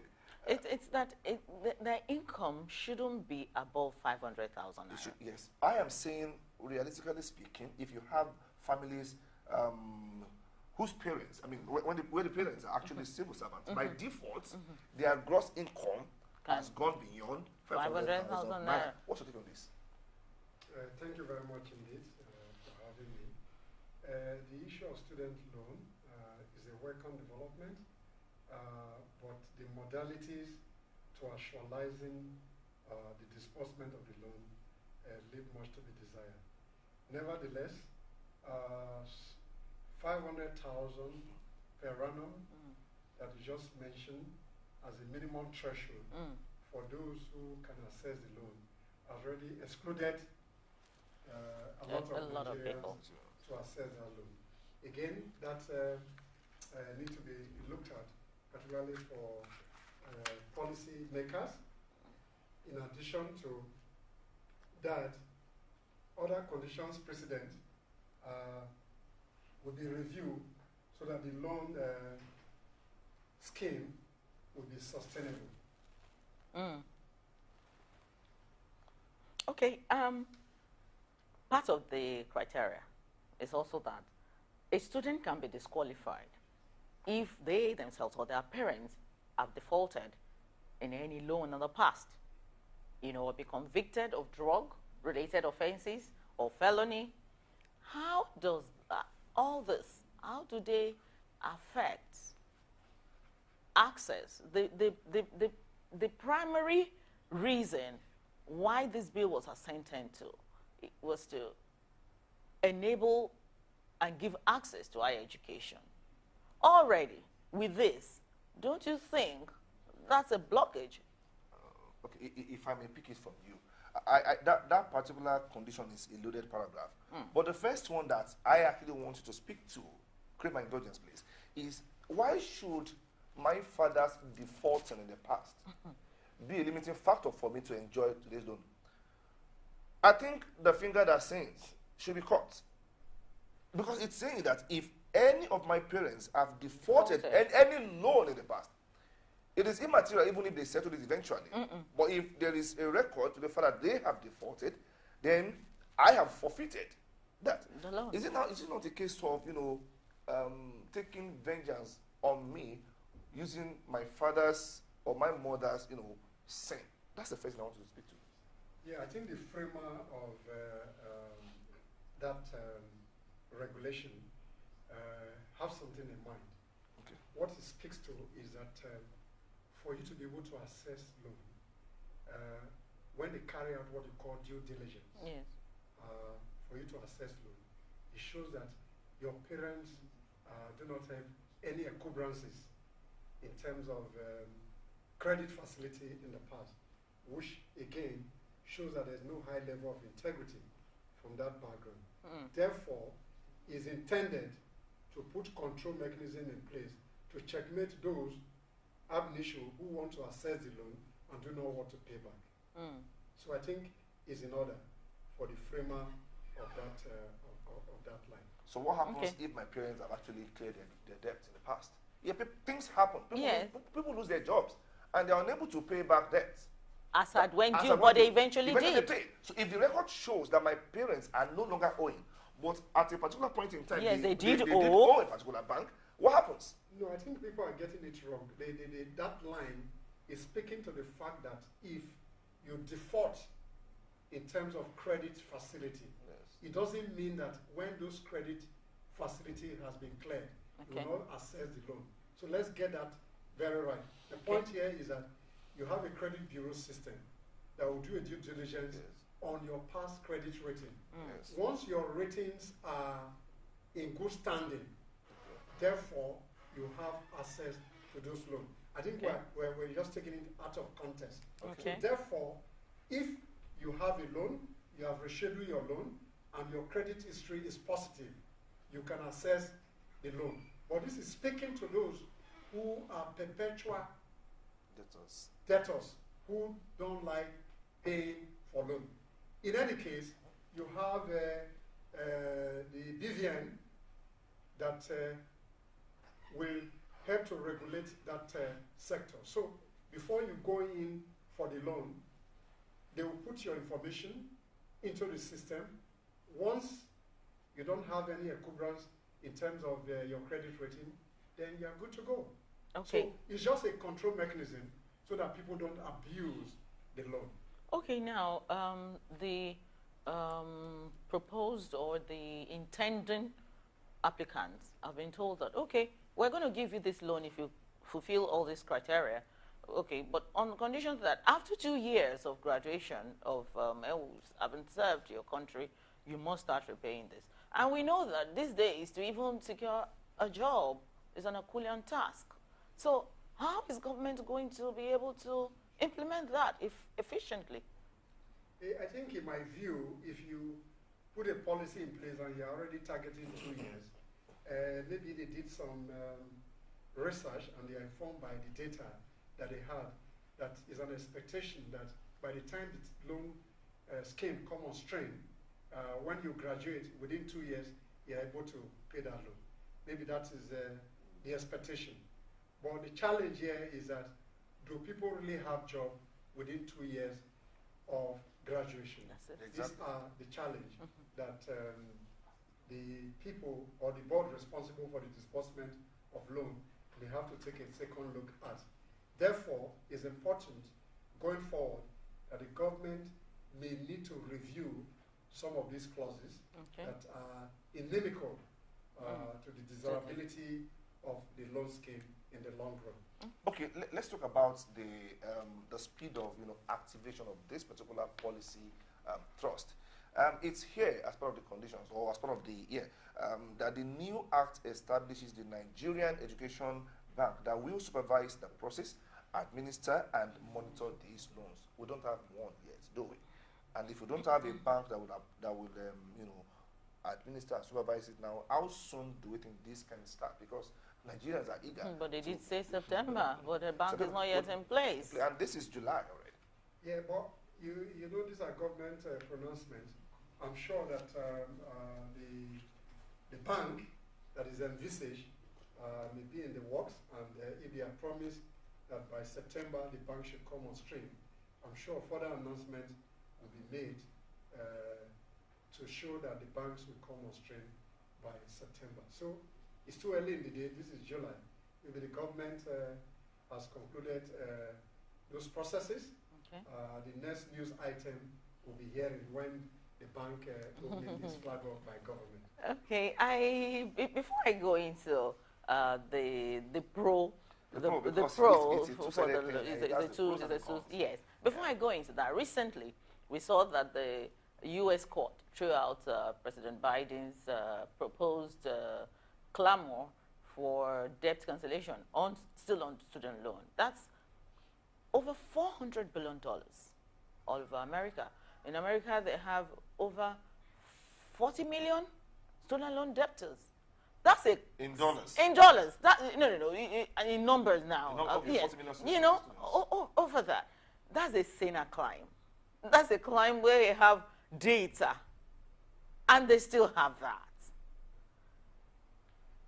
Is Nigeria ripe for student loan, really? Nigeria is ripe for student loan. What is important in policy making is that as you make policies, the execution, and along the line, if the strategy is not working, you need to review that strategy so that you can forestall some of the challenges that that scheme may likely bring forth in the future. Therefore, even though America has had a challenge in terms of student loan repayment, it doesn't mean the Nigerian case scenario will be exactly like that of the United States of America. Therefore, it will be too early in the day to see that because Americans had a challenge with their student loan management, we can do better. I think the West can only learn from us in spite of our challenges of data management. I would like to see a time when the West will learn from us. I believe also that... That's the good news. Yeah, I like that. So it's not as if it's a bad thing anyway. The student, if it were in operation in my days as a student, I probably would be one of those who would latch on to the possibility. Okay, so let's talk about the argument for this loan, because like that report showed, somewhere for, somewhere against. And I do know that one of the benefits of this particular student loan policy is that it kind of prepares the ground, makes it equal, makes it even for people to have access to tertiary education. My father would have loved to have a university degree, but he couldn't. He stopped at standard 6 before he passed on. But if this were to be available, I am sure he probably would have taking advantage because it was brilliant in its days too. Now, let's talk about how many less privileged, or how many people from less privileged homes would have access to this. What impact does this have on, granting that access to a lot of Nigerians? We have people in the villages who are brilliant but have no access to this kind of education and this kind of facility. If the policy is well implemented, it will have a positive impact in terms of the ratio of people that will have access to higher education.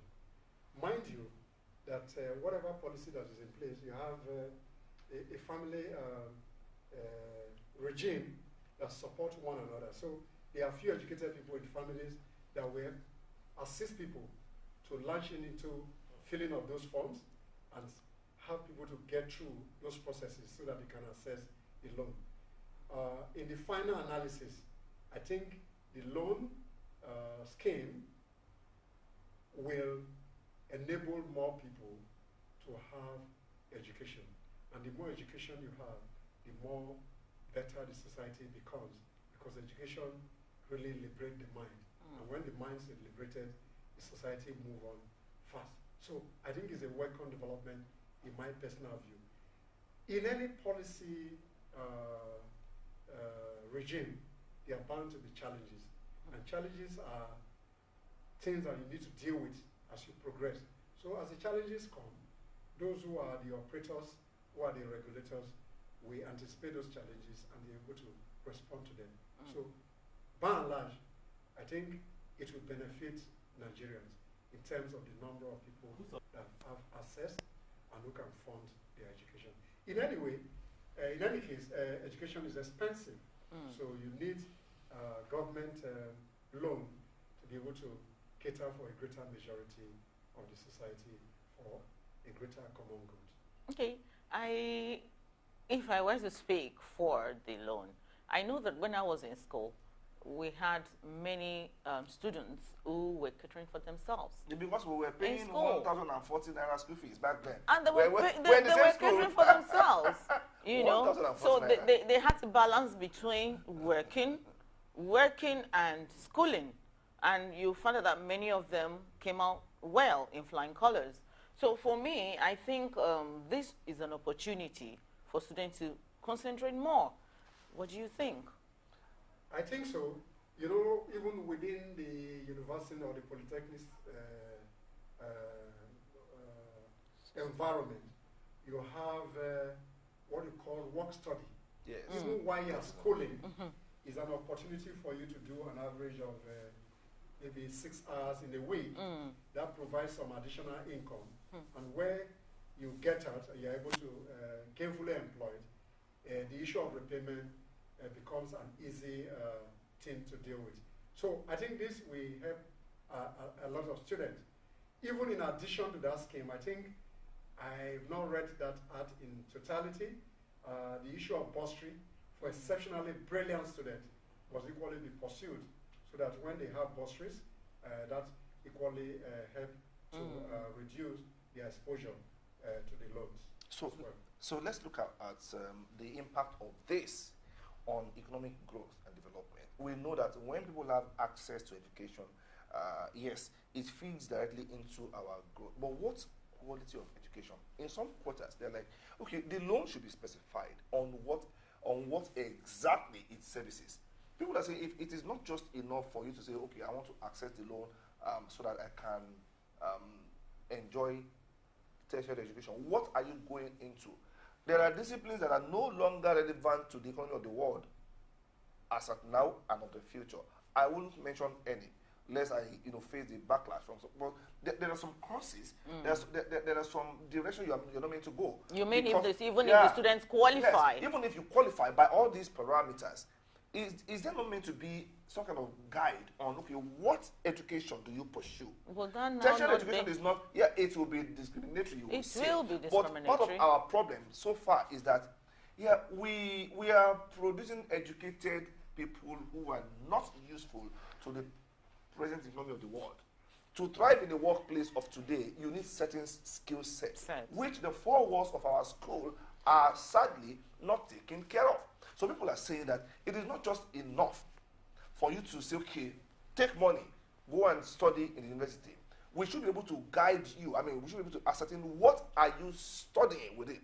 Whether it is profiling or not, shouldn't we look in that direction a little bit? My take, you know. Yeah, I think the core issue with education hasn't got to do with subject matter. And I think, are you sure? Yeah, this is where we get it wrong. Every discipline that has been conceptualized from civilization is useful to society. What is important is the application of your education, not necessarily the subject matter. And I can give you a specific example. I don't have any problem with, not to demean anybody. Somebody has a degree in Yoruba studies. And he has a skill set after graduating with a BA in Yoruba studies. And is good in using spreadsheets. I can employ him or her as a relationship person in the bank. The degree is just a foundational element of education, which is language. So the argument about subject matter, in my view, shouldn't arise. Is not an issue. What is important is how you deploy your education, the utility of your education, how you apply yourself. And more often than not, across the globe, people do well beyond their subject discipline. There are people who studied medicine who were very good in the capital market, who had not practiced medicine. So what is important is to have basic education. And once you're able to apply yourself, then you become useful to society. But on the other hand, I agree with your proposal that the courses that are designed should be more industry focused in terms of how you deploy skills. Like in the US, for example, you can study languages and combine it with another discipline. And I think there's one university in Nigeria that has been very good with that, where you have philosophy, politics, and economics. So those are the kind of the combinations that we'll be talking about. So skills, attitude, and basic knowledge are just combinations that enables society. So you have knowledge as a foundation, you have attitude as a driver, then your skill set are what can make you deliver in the job place. So education is foundational. All right, apologies. If you look at the direction of spending of countries on education and where they are spending the money on education, that will give you an indication of which way the world is going. There is so much focus on, it used to be STEM education, science, tech, engineering, maths. Now it has become STEAM education, science, tech, engineering, arts, and maths. That itself has screened out a lot of disciplines. See, my position is this. There were a lot of disciplines that came to the fore after the World War that are no longer as relevant as we have it today. Oh, they are What's the value of you going to learn typewriting in a typing pool? I'm not sure that's no. Some still, because before now, when they say you are computer literate, it means you can identify that this is mouse, this is CPU. That was in the late 90s, 95, 96 or thereabouts. But today, to say you are computer literate goes beyond I can operate Microsoft Office packages. That's right. You've got to be able to be a problem solver with ICT skills. And we have 16-year-olds doing amazing things. We have 14-year-olds doing wonderful things in STEAM direction. So my point is this. While I wouldn't want to rubbish any discipline, if the whole world is shifting towards STEAM as a focus, and we know that those who are controlling the innovation of the future, they are those who are masters of science, tech, engineering, arts, and maths. Should we keep deceiving our destinies? But those are not the only skill sets that the world needs. But every other skill set wraps around those particular 5 pillars, in my own opinion. Do you want to speak to that? No, I think you just summarized the argument that I'm trying to push forward. You know, when you use cliches, words, what is arts? What is humanity? What are the subject area of arts? Okay. So the point is that when you talk about technology and skill set, the basic foundation of education still are the driver. We are talking about science, talking about engineering, talking about mathematics, talking about the humanity or arts. Those foundations are there. What we really talk about going forward is the skill set that you need to drive knowledge with. So there are people who are very good in web design. Their subject discipline is not a critical factor. So you can learn those skill sets and equally play at the highest of science, technology, engineering, mathematics, and the arts. So the argument is that knowledge base is essentially the driver of science, technology, engineering, and disciplines collapse into those elements, in my view. So the idea that the world is moving in the direction of that.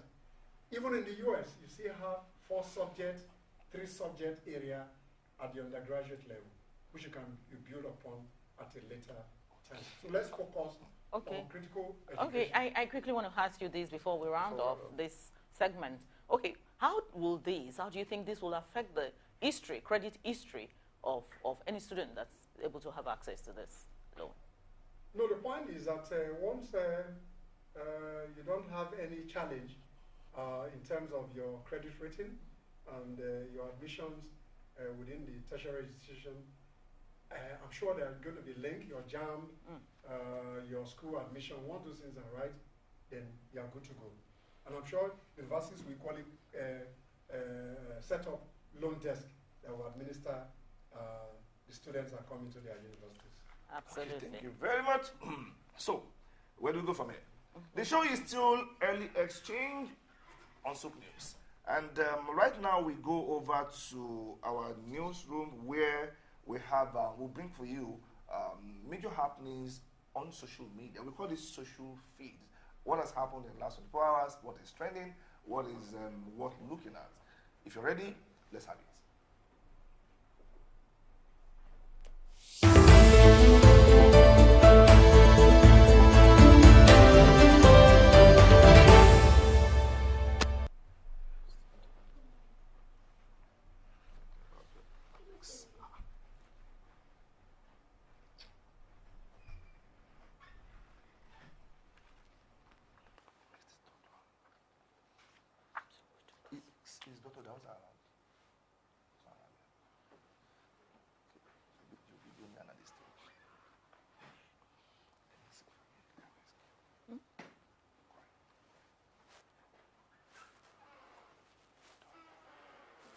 Welcome to this special corner called Social Media Feeds, where I dive into trending topics, viral posts, and online sensations. I am Olaoluwa with the News Lady, and today I've got an exciting lineup of trending stories for you. With no further ado, the trends in the last couple of hours are Elon Musk, Twitter Blue, NYSC, China, and Toby Amusan. So let's get right into it. First on the list is Twitter's chairman, Elon Musk, the Bloomberg titled World's Richest Man, who is almost always trending. This time, the Twitter Elon announced that there will be limits on the daily number of tweets users can read, and thousands of users reported problems attempting to access the social media site. In a tweet, Musk said the verified accounts are limited to reading 6,000 posts a day. For unverified accounts, the number drops drastically to 600 posts a day. Now, new unverified users can only access 300 posts a day. It tweeted that this decision was made because many companies were using Twitter data to train their artificial intelligence AI models, which caused problems with the site's performance. This data scrapping was not limited to small startups, but also including big corporations. So, by limiting access to tweets without an account, Twitter aims to address the issue and improve the overall user experience on the platform. The billionaire did not long these measures would be in place, but I know someone who had this issue yesterday and said it was already fixed. So it's uncertain if it will be permanent or temporary. That's a whole lot for a good number of people to wrap their heads around. But let's head to read some comments here. There are a good number of reactions trailing this development on Twitter, that particular platform. I'll start with this one by @Rob and Polido. He says, It is curious that these measures coincide with the free dissemination of information about what is happening in France. Is it a measure of information control? We are tired of censorship. Elon, some of us thought the social network was free, but oh, limits, and that's a ribbon there. Moving on to a 3-year letterman, he says, this literally violates the First Amendment, Elon. I know you are British, but I suggest actually reading the Declaration of Independence. Away from that, Carlos Maslaton says, Elon, please define the term reading. In any case, let me manifest as a verified account that I am totally against your decision. And Billy Green dropped a comment also. He says, to make everyone buy Twitter Blue, we have applied the following temporary limits, and, you know, it goes on and on and on to talk about it. But it takes me to the next particular trend here, which is Twitter Blue. That's the second trend. It's linked to the first one. It has been deduced that Twitter users with verified accounts can now read as many posts as they can or as they want to per day. And, you know, this has actually really made people wonder, you know, if this was the whole point of paying for verification in the first place. We'll quickly get to the tweets we have here and check out the reactions trailing this. Chidi says, free speech, but you are not allowed to use too much.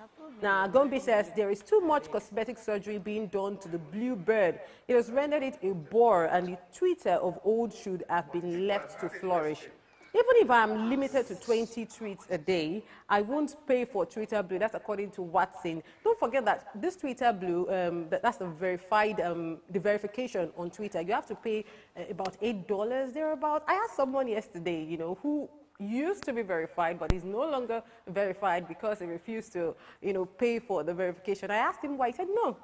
But then I reminded him, aren't there other streaming platforms or other, you know, online platforms that you pay for? You know, people pay for Netflix, they pay for Spotify, they pay for, you know, Apple Music and all of that. But I'll get back to the comments here. Still on this Twitter Blue. Matthew says, this has become a burning bridge. A force to buy Twitter Blue just to interact with folks is insane. I want to see how you all are doing and reply, but I guess there is this new threshold and limitation that doesn't allow us to really bond anymore, which is kind of disheartening. And I am Remy says, is they have more access, you know, on the platform than those who haven't? You know, initially people felt, when we got the announcement that to get that verification you have to pay, so people felt, oh, what's the difference? You know, I still have my number of followers, but here you have it, you know, you just have access to more.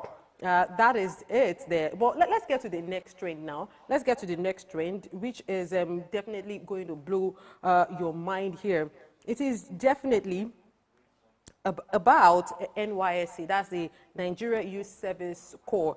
And this is a compulsory one-year service that Nigerians need to, of course, go through. That's if you're a graduate in a Nigerian university and you're a Nigerian, you definitely need to do this so that you can move on. It's a compulsory requirement here. And they are literally paid about 33,000 naira. That's a little above Nigeria's current minimum wage. There seems to be trouble in paradise because for the month of June, coppers, like we call them, were not given were not paid their token. That's the 33,000 naira token. Though the NYSC spokesperson did come out to say that it may be because it may be as a result of bank issues. You know, he said, but he assured Nigerians that the affected parties the issue will be resolved as for the affected parties. But Nigerians don't play with their money, trust me. I can tell you that for free. A lot are posted online already. So let's quickly just get to what the conversation online is here on NYSC. So I'll start with this person, Sulaiman Abdurrafiu at Maxwell. He says, all this English is not our business. DG should look at the issues of delay in payment. Let's know 27th of every month is the payment. Nothing can change it. Do you know how many expectations on top that 33,000 naira? Where did they pay us? Do something meaningful as soon as possible. And then Oyemi says, stop giving false information. How is it possible for you to disburse funds to banks and refuse to pay? Just do the needful. And Jack says, I am interested, or I'm the interest of all involved. I think it's important for NYSC to checkmate the age-long queue protocol between commercial banks and NYSC staff, mostly state coordinators. Sir Odutola King says, 27th of the month is too late for any arrangement considering the complexity of the processing involved and knowing fully well that 27th is a public holiday. NYC payment wasn't an issue until 2014. Please fix this up. And those are the reactions, really. I think in a nutshell, what they're all saying is that if these issues are recurrent, then there should have been a solution to it by now. The most important thing is that I strongly believe that they would soon be paid, because I remember back then, too, while I was 7, there were a few months when there were issues like that, but we were largely paid as our alawi, like we like to call it. So we'll move on to the next trend here, which is on China. So let's quickly get to this. China is trending in Nigeria because Chinese Navy Escort Task Group ETG-162, comprising MSL destroyer Nanning, MSL frigate Sawyer, and supply ship Weishanho, have arrived in Nigeria. The 3 warships are told, or we are told, are here to strengthen bilateral relations with Nigeria. The Chinese ambassador to Nigeria, Mr. Qin Zhengchun, said that the visitation of the Chinese envoy, scheduled for July 2 to 6, would also enhance maritime security within West Africa. Now, let's see what netizens have to say about this development. 3 warships on Nigerian waters. How do you feel about that? Big J says, thanks for representing us with good image across the globe. You are indeed a rare and youthful, Navy. I guess that's a credit to the Nigerian Navy there, because Nigerians are happy for Chinese warships to come, to strengthen their bilateral relationship with us. We must be something. Emeka Wachuku says, absolutely amazing and heartwarming. With this win, she's certainly a medal prospect. And yeah, let's talk about more on this. LZ Exchange said, a country that isn't in any war is being...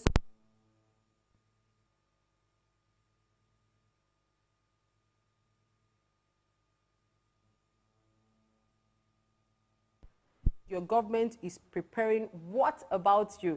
People will always have all kinds of opinions and all kinds of reactions to this. Young says, okay, is Nigeria in any war? China, we need electricity, good roads, hospitals, water, okay. And Daniel Raga dropped a comment and said, Nigeria isn't involved in any ongoing war. So there is no reason why China should be visiting the country with 3 warships. There may be reasons, but how does this strengthen bilateral relations? It gives the impression that Nigeria is gearing for a crisis and sends a wrong message. And Ola also says, why are they armed on Nigerian waters? The moment they enter the Nigerian sea space, I thought they were supposed to be disarmed if they are on diplomatic visits. I don't know if they can do this with developed countries, though. And Refined also says, how much is the Nigerian government owing this Chinese again? Oh, my goodness. The social media space is not for the weak. But I just guess Nigerians need more clarifications on this. So I'll tell you to stay tuned to Souk News. We'll definitely give you more on that. But then, largely, one thing I do know is that these things happen. These drills happen from time to time, between countries, friendly countries. So at this point, I don't really think there's anything to worry about. To take the last trend here, conclusively on Twitter, we have our own very Tobi Amuso training. She's a Nigerian track and field athlete who specializes in the 100 meters hurdles and also competes as a sprinter.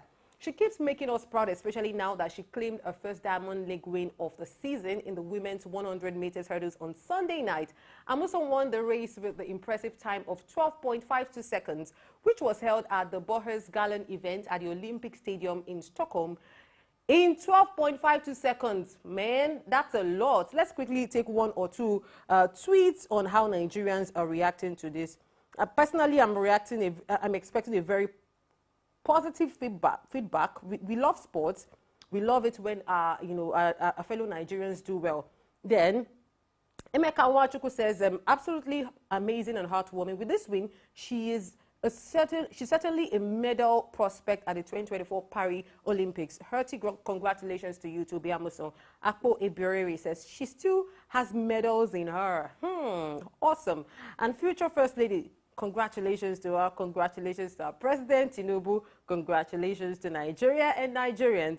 And Beba says, don't worry, baby. Keep putting our dear country flag on the map of the world. Well, I think that's a very heartwarming way to wrap up today's special feeds. Thank you for staying with me. Don't forget to stay active online and in real life. Hopefully, one of these days I'll read your comments. Until next time, keep spreading the good news. Also follow Sook News on social media using the accounts that will be displaying on the screen from time to time. And me as the news lady, don't let anything stop you from having an amazing day. I am Ola Oluwawe. Bye.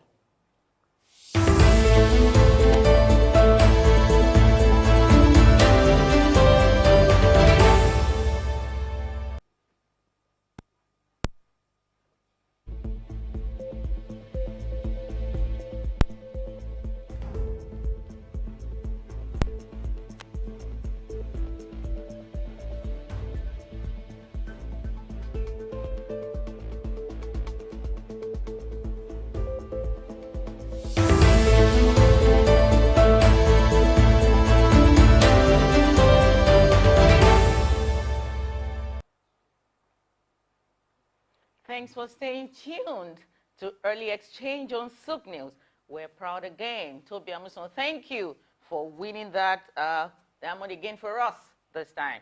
Thank you so much. You've made us proud again. Well, I'm sure you know you're my sister. Yes. When Anthony Joshua was trending and he was winning the bouts, everybody laid claim. I saw someone from the East claiming Anthony Joshua is his cousin. Oh, that might actually pass. But we know that he's from Shagamu. Anyway. We're family. President Tinubu has said it. We're from the same father, living in the same house, in different rooms. Anyway. I get it. But there is this thing about Toby Amuson that amazes me. There was a time when a man in my village could literally predict the future. They said he swallowed the oracle. What oracle he swallowed, I don't know. But Toby Amuson has swallowed medals. I mean, so he has more to vomit for Nigeria. Kudos. Kudos to you. I hope we have more of Toby Amuson on other platforms or in other sectors, not just sports. We're not doing bad like that in sports, but we like to see ourselves doing better in business, in politics, in policy shaping, and that is part of the agenda setting that we are here to do at Sook News. And don't forget, this is still Early Exchange, where we exchange ideas. Okay, we have one more person, one new face in the studio, who I thought would have been the first analyst we have. But already somebody broke that record. We have our own Idahosa Ozamasi. I would not be doing justice if I don't have the word doctor or the title doctor. Doctor, it is not an easy to be a doctor. Idahosa, welcome aboard. It's your first time on the show. My pleasure to be here. Now, today, we're going to be examining right now. Every 27th of June has been declared by the United Nations as Micro, Small, and Medium Enterprise Day, MSME Day. You know, to, among other things, celebrate them, recognize their pivotal role in the society. So today we want to examine what are the challenges, what are the impacts these MSMEs have, particularly in our own environment. So that will be our talking point for this segment. Okay. Maybe we'll look at it from the theme for the year. It has two themes. One main theme, the other is a sub-theme. The main theme is empowering MSMEs for a sustainable future, while the sub-theme is building a stronger future together. Let's look at the future. What is sustainable future? Well, I think in my view, first and foremost to say congratulations to all those who play in that segment of the global economy, because like you rightly said, it played a very fundamental role in global economy at contributing about 50% to employment generation globally and 40% to the GDP growth of global economic GDP. And in Nigeria here, of course, MSME, they are contributing about 48% to our GDP growth. And this is actually an awesome contribution to global economy. And having a day to celebrate them is something that is actually very commendable. Now, looking at a sustainable future for the MSE, this is the issue. The global macroeconomic environment is so toxic at the moment. And of course, that's a whole of threats to micro, small, and medium-scale enterprises. Like that. Yeah, with increasing energy costs, tariff, taxes, all over our world growing at a geometric proportion, this is a huge threat and can easily wipe off those small businesses that may not have access to huge capital to run. So are you saying this is also a threat to employment generation? Of course, if the MS is not there, you can imagine 50% of what population will be out of employment, or working population will be out of employment. So that's a huge danger to the world. And so it behooves the world really to work and see how we can sustain this engine of growth that has helped future generation. Because every time you talk about sustainability is that we have a good life today, and our children yet unborn will also have a good life to live.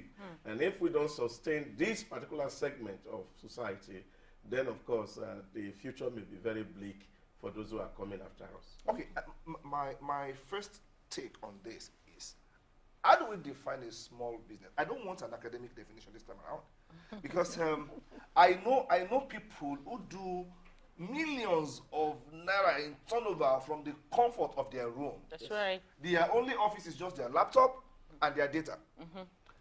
And I know some gigantic structures in the name of some companies that are producing far little than what we have from the corners of some people's room. What is a small business from the practical standpoint? Well, you look at a small business from the number of people who work in our employment, and that is, of course, the baseline definition of what a small business is. It's operated maybe as a family business, 1 person, 2 person, maybe 3 people. At maximum, you have 10 people running that business. So those qualify to be small businesses. So it's not about revenue? Yeah, it's not really about revenue. It's about the size of the business yourself and those who run it. But generally, you look at it also from the informal sector, you have a lot of people who are also playing in that environment. Of course, they call self-employed, and they are also called to be small businesses because they're also making contribution to this GDP growth we talk about. Okay, MSMEs often operate at local communities, you know, because they relate more with the local environment.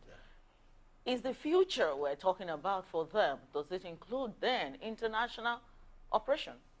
Will that still make them MSMEs? Yeah, but you see, the real issue is that, of course, you see, it's called micro, small, and medium.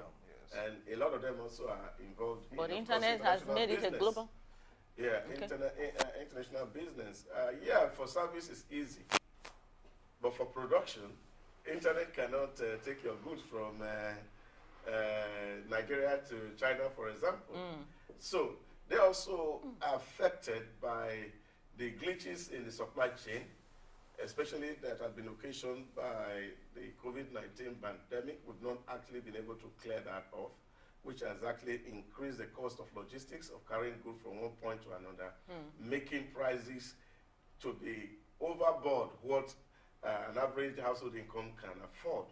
And what that means is not good for small businesses, because if you produce a service and nobody is taking it, you're running at a loss. So for you to sustain profit, you should be able to produce what people can buy.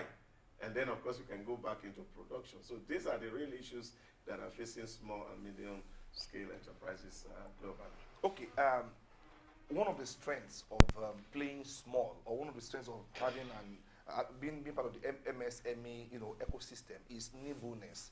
When you're nimble, you can make decisions fast, and you're not tied down by bureaucracy that exists in large organizations. Okay, now this should actually foster a culture of innovation and entrepreneurship. We don't seem to be seeing so much of innovation in this part of the world. Yes, we are latching on to what happens elsewhere. When America comes with a particular innovation, we copy it and we replicate it. But what happens to local ingenuity? How much of innovation are we doing at the level of MSME? There is so much local ingenuity. You see, the problem is that most of our things, we don't give adequate publicity to what people are doing. Just a few weeks ago, we talked about the increment removal of fuel subsidy, which had led to the increase in pump price of petrol. For trust Nigerians, we're already using gas for power generator. Carburetor already being converted. to use gas. And these are pioneered by small businesses. In Nigeria? In Nigeria, yeah. And those are great innovations that are giving you alternative to petrol. Okay, so it's more of a problem of visibility. Visibility, not agility or whatever. Okay. Yeah, of course they are mobile and they are agile. It's just the fact that, of course, we don't cover their operations because media seems to be more concerned about the big businesses and nobody really look after you are guilty. Start covering it. Oh, don't mind Ayo. MSMEs, I'm a woman. Yes. And MSMEs play a significant role in women economy. Yeah. Okay. Breaking the glass ceiling of some sort for us. So how do you think this can be better? We have myriad of challenges in Nigeria. Let's look at our immediate environment now. We have myriad of challenges in Nigeria facing them, as you have said, particularly women, empowerment for women. How do you think this can be fostered? Well, I think it's a fundamental problem that we face because access to credit is a big issue here. And because of the high risk that people have getting to pay back loan, it's difficult for commercial banks to actually mobilize some people, especially in that sector, to give them access to credit to be able to run businesses. So that's the challenge. But I think going forward, we've all had specialized banks in the past, Bank of Industry, we have Bank of Commerce. And I think, of course, especially when we're talking about this gender balancing, we should be able to be looking at maybe a special bank for women entrepreneurs also, so that can give them leverage to access. Since many women may not have the collateral that the conventional commercial bank will be requiring for them to access credit, my view. Okay, let's look at value chain integration. The day I read that a single PC or a single laptop on your desk, the components are manufactured by different companies, sometimes across different countries, across continents. The chip is owned by one, the screen is by another person, and so on. Meaning there is a place for integration of MSMEs into the larger supply chain system. How much of that is happening at the local frontier? It means the blacksmith that is producing local bracelets should be able to feed into a larger gold market in the context. Do we have that handshake between major players and these MSMEs? It's happening. It's happening. And even in our economy, for example, you look at it, take, for example, the recycled technology. Okay. No, that's simple. Okay. And you see some people who take plastics off streets or tires, they sell it to some people who are also playing in that role, do conversion, and they also shift to big companies that eventually convert. So this is happening in real time. So there's a whole lot of integration that is going on between the SMEs and, of course, the big players. So they are actually the one feeding those big industries because those are specialized in conversion to finished products. But the supply chain flow through that sector. How strategic do you think MSMEs are to social development in Nigeria? Oh, critically strategic. Let us know. Critically strategic. You see, this is what people are talking about. Why you see a whole hue and cry about energy costs. Because people feel that if you have, for example, Nigerian adequately powered with electricity, a whole lot of the social vices that you see on the street today can actually be curbed. And see, this is a dimension to even the security challenge that the globe is facing today. Because people are not having access to electricity, they are not having access to credit, to afford generator to be able to run small businesses, they cannot afford fuel. And therefore they are left with no other option, and especially for those who are criminally minded to resort to crime. So if, of course, we focus in growing and creating that ecosystem and a favorable environment that can facilitate the operation of the MSMEs, you will find that social vices will go down drastically in society. Okay, let's look at technology transfer. Yes, MSMEs as a small business is meant to be like a conversation starter in the area of technology, because when you have a particular problem you're trying to solve, with your business and you hit a particular brick wall, then you need to call on to something higher than you, which will actually invite, transfer of technology from beyond the shores of the country down to Nigeria. Like I learned that the first pounding machine to be invented was done in Nigeria. Yeah, OAU in particular. The first pounding machine to be produced was conceived and actually, designed. After all, we're the eaters of the pounded yam. But a particular country came and bought it off. They were now buying it from them. My question is this: how much of technology transfer is taking place in the MSME zone in Nigeria? Because yes, it is one thing to be sincerely ambitious to get things done. Sincerity is not a factor of production. What is beyond you is beyond you, essentially, and you need a higher power to do this. Are we really plugging into this tech transfer? Well, the argument about technology transfer has been there in the academy for God knows when. But I really don't think that technology can actually be transferred, because everybody holds a proprietary to whatever invention that you have made. I think the argument should actually be is the sync between the town and the gown in Nigeria, which is currently not in existence. There is no synergy between the ivory towers in Nigeria and the businesses, and so nobody is actually putting money down to pioneer innovations in that regard. If this synergy is achieved, where of course you have blue chip companies, major players in the industry who synergize with SME, you will see there are a lot of creative young minds in Nigeria who will be able to actually pioneer technology that will wow the entire globe. So what we need is that synergy. We need the Dangotes of this world, we need the Otedolas of this world to put their money in the university system to fund research. Because that's where it will all start from. Once these funds are available in the tertiary institution, in the polytechnics, the universities, you will see that creative minds will be unleashed. And people will be able to think of solution to our indigenous problem. So we will invent technology. So nobody's going to transfer technology to anybody. So it's a mirage.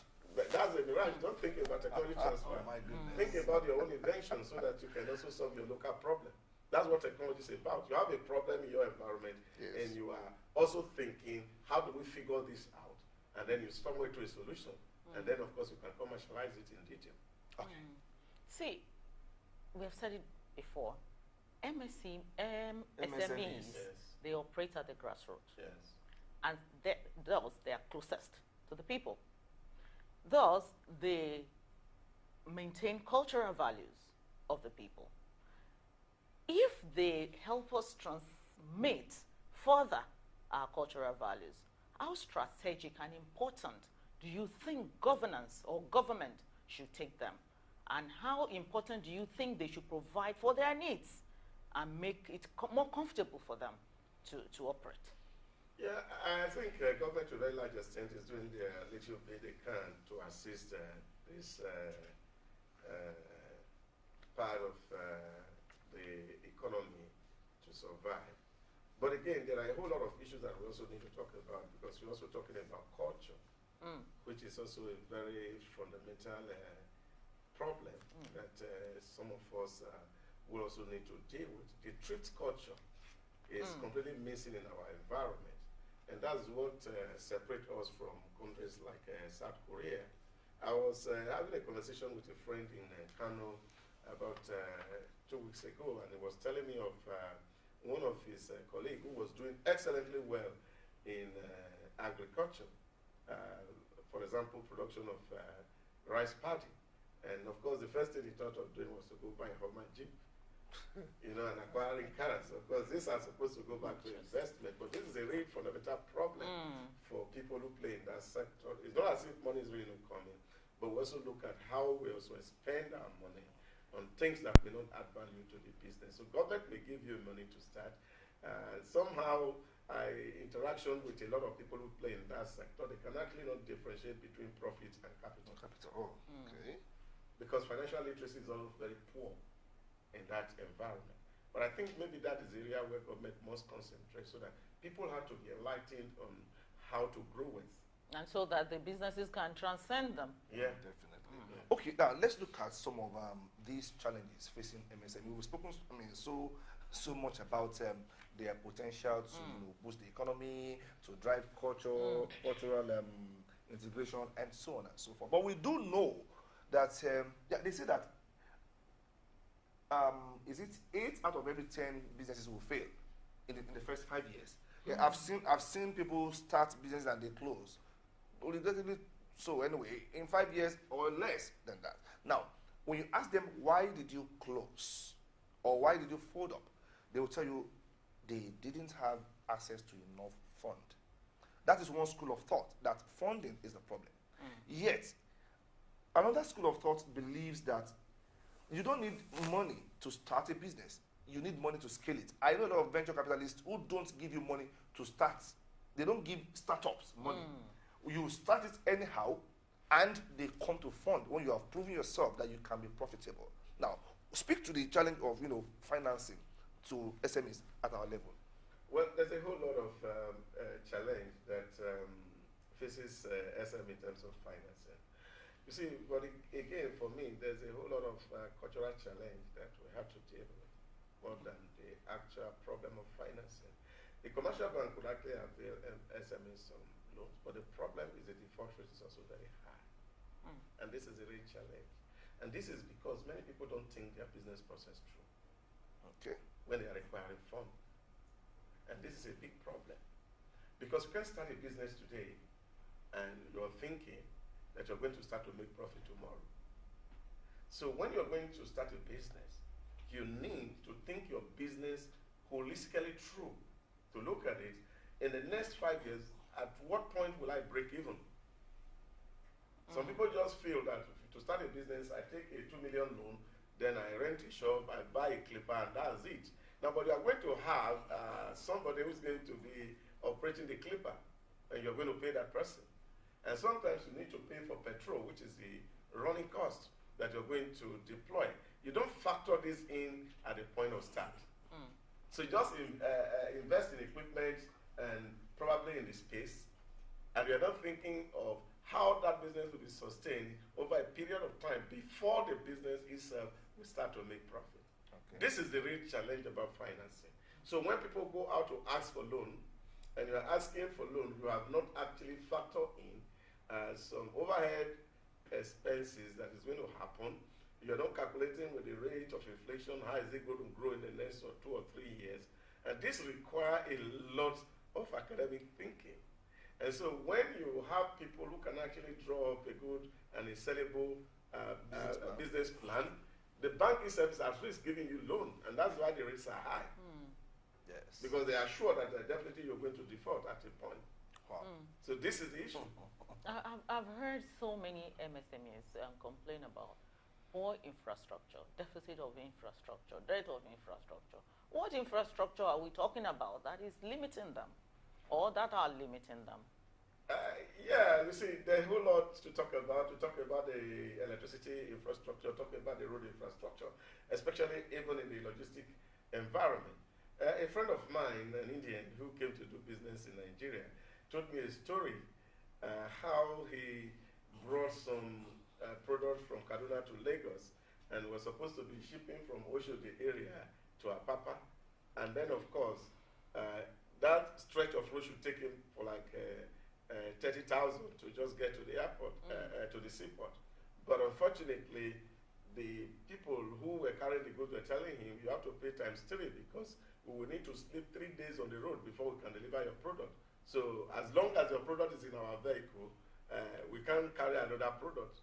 So if we must remain in this business, we will charge you even on the day we have not delivered. Now, if you look at the distance between Oshodi and Apapa, it should not naturally take more than 20 minutes if the roads are good.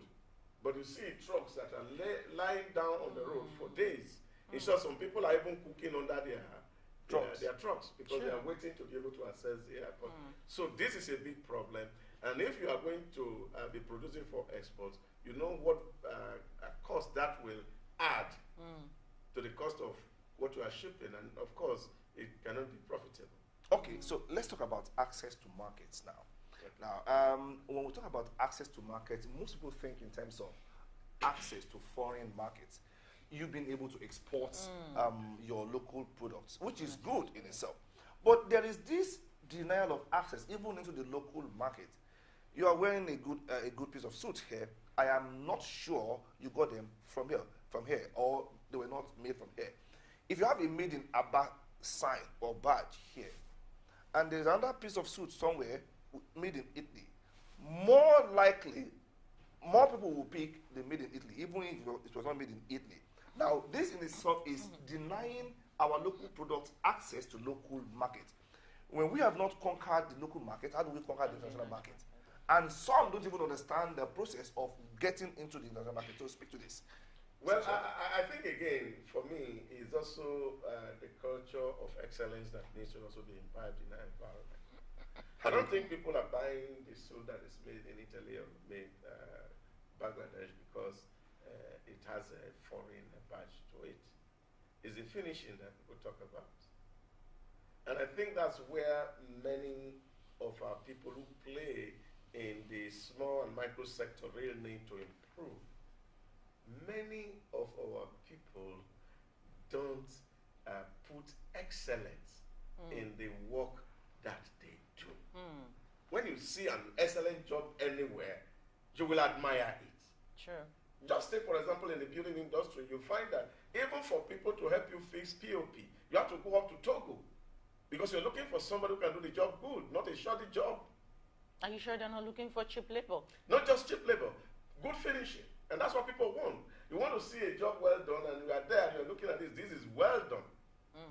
And you, wow, it's as if this thing is produced by machine. But you see, this is where we have a lot of problems. We are always in a hurry to churn out, and then for the finishing become very poor. If you put a table made in Turkey on the ground and the one made in Nigeria, you will see the difference immediately. You don't need a stethoscope to know. You don't need to be an expert to know. So does this not speak to something deeper than lack of excellence culture in people? Isn't this a case of deficiency of knowledge base?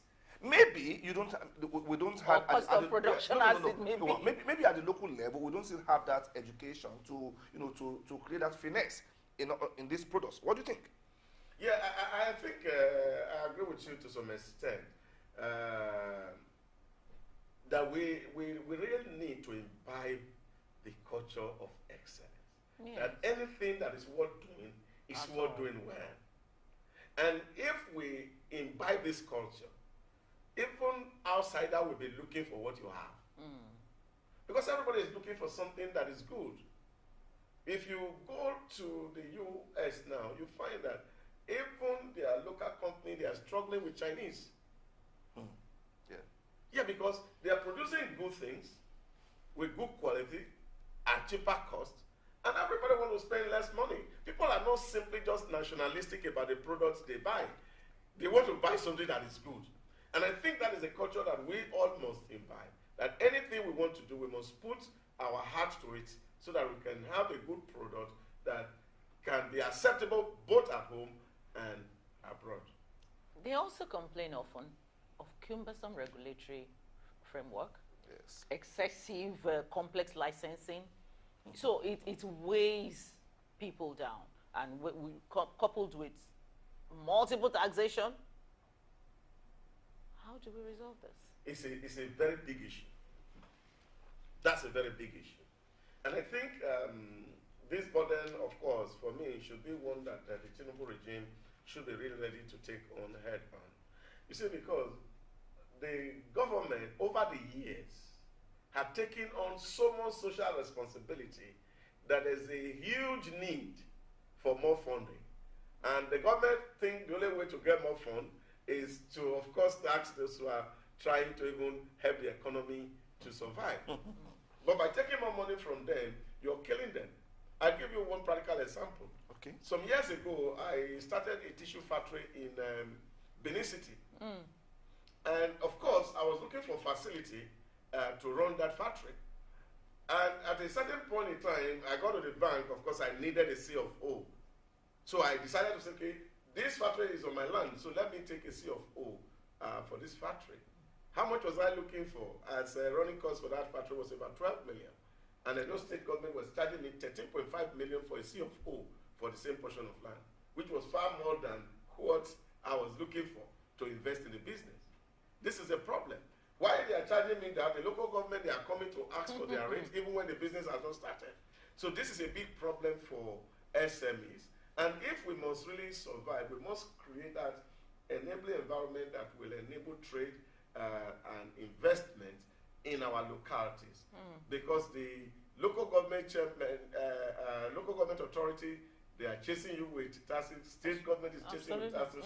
Federal government is chasing with taxes. Same business, and of course, you cannot be profitable in that kind of environment, especially if you are running with a borrowed fund. So let's talk about intellectual property protection. Of course, those who, the writers of this world, the songwriters or singers, as the case may be, the artists of this world, they are a large part of that MSME ecosystem. Yes. And I remember a particular interview that our famous Bisadi Lukunde Labaja granted, that it was, you know, not many of us know, I don't know what Labaja looks like, because he's always, he's a masquerade. He is the big masquerade that is singing for me. And he said it was driving somewhere, and they were hawking his own his CD to him. And they were telling him, this is the original, buy it.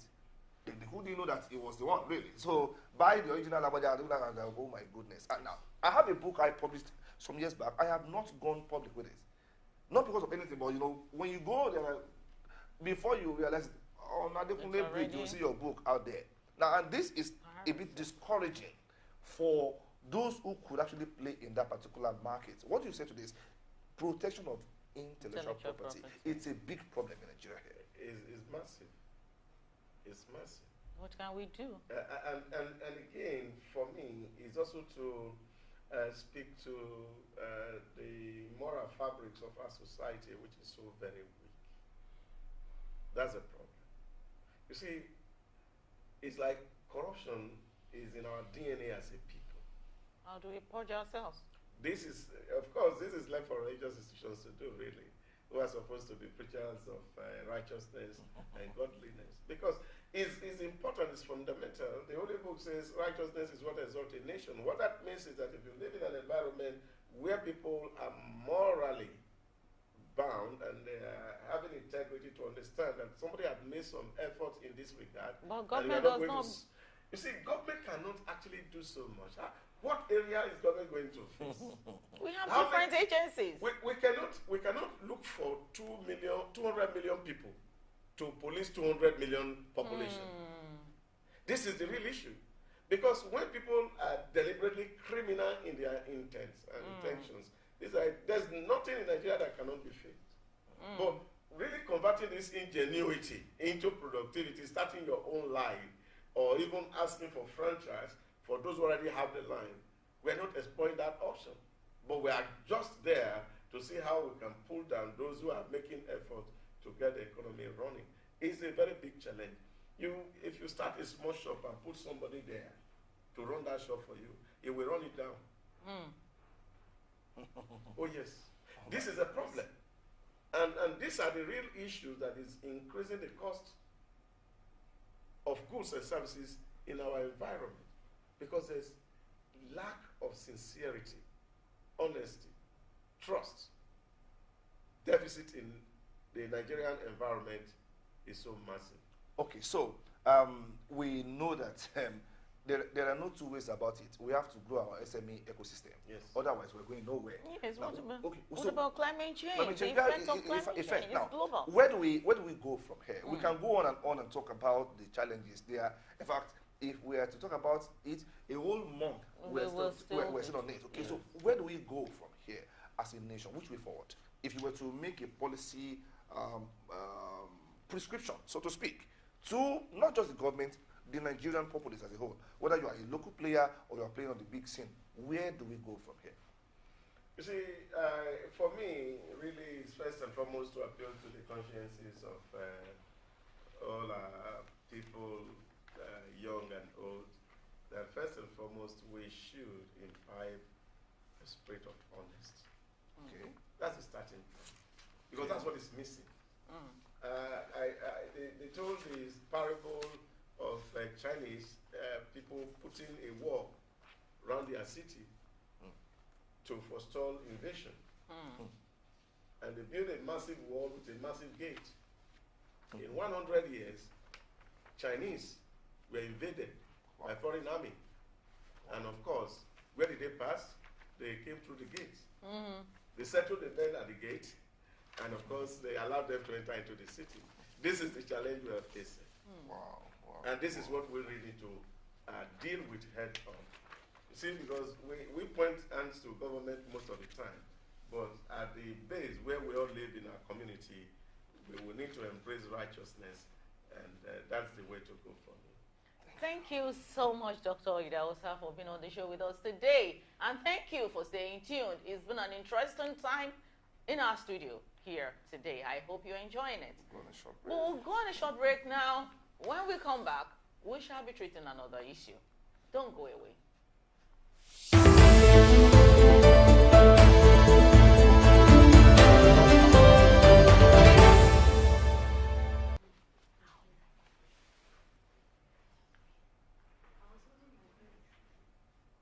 For what?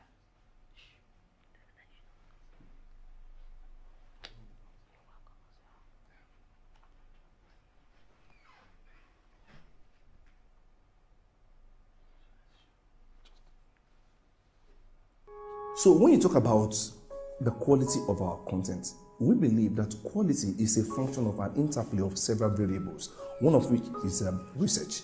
The fact is that at Souk News, we don't just push out content. We are the first full-fledged research-backed news medium out there in sub-Saharan Africa that places a lot of value on research. Meaning we don't just come out with content, we research it very well.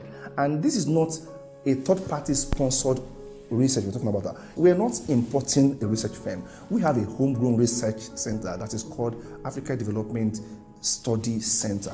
It's over 15 years old and it has verifiable footprints in research and development. That is the parent research company that is feeding all our content. So we want to get to a point whereby if we say something, you believe it because we said it. Okay, that is the point. Now, we are operating at the intersection of data, research, media, and development. That is what we want to do at Souk News. So when you plug into Souk News to watch any of our programs, any of our newscasts, you will show that we are telling your narrative from a very informed standpoint, and we have able hands to do this. I am giving you my assurance because you will see my face often on Souk News. Every second you invest, I use the investment carefully. Every second is an investment. We will make it count. See.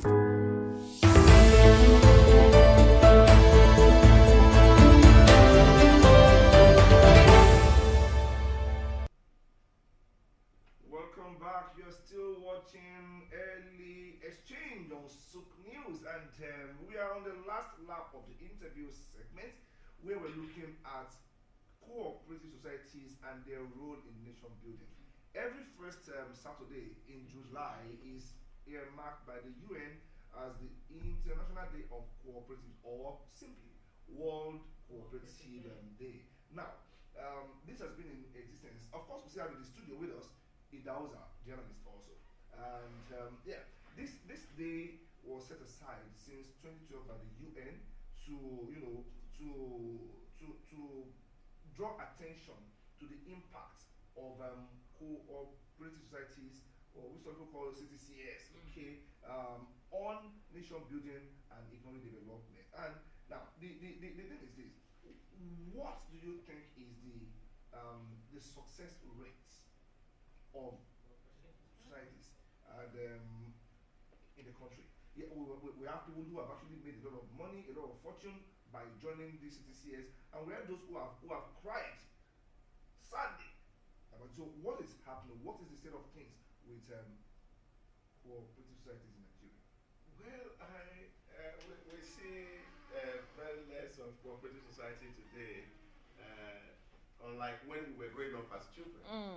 I remember, for example, where I grew up, seeing my mother joining various groups, my father in various other groups in the village, they come together, they put resources together, and then of course they pass it from one person to the other until it comes around. That's right. And those things were all in existence those days.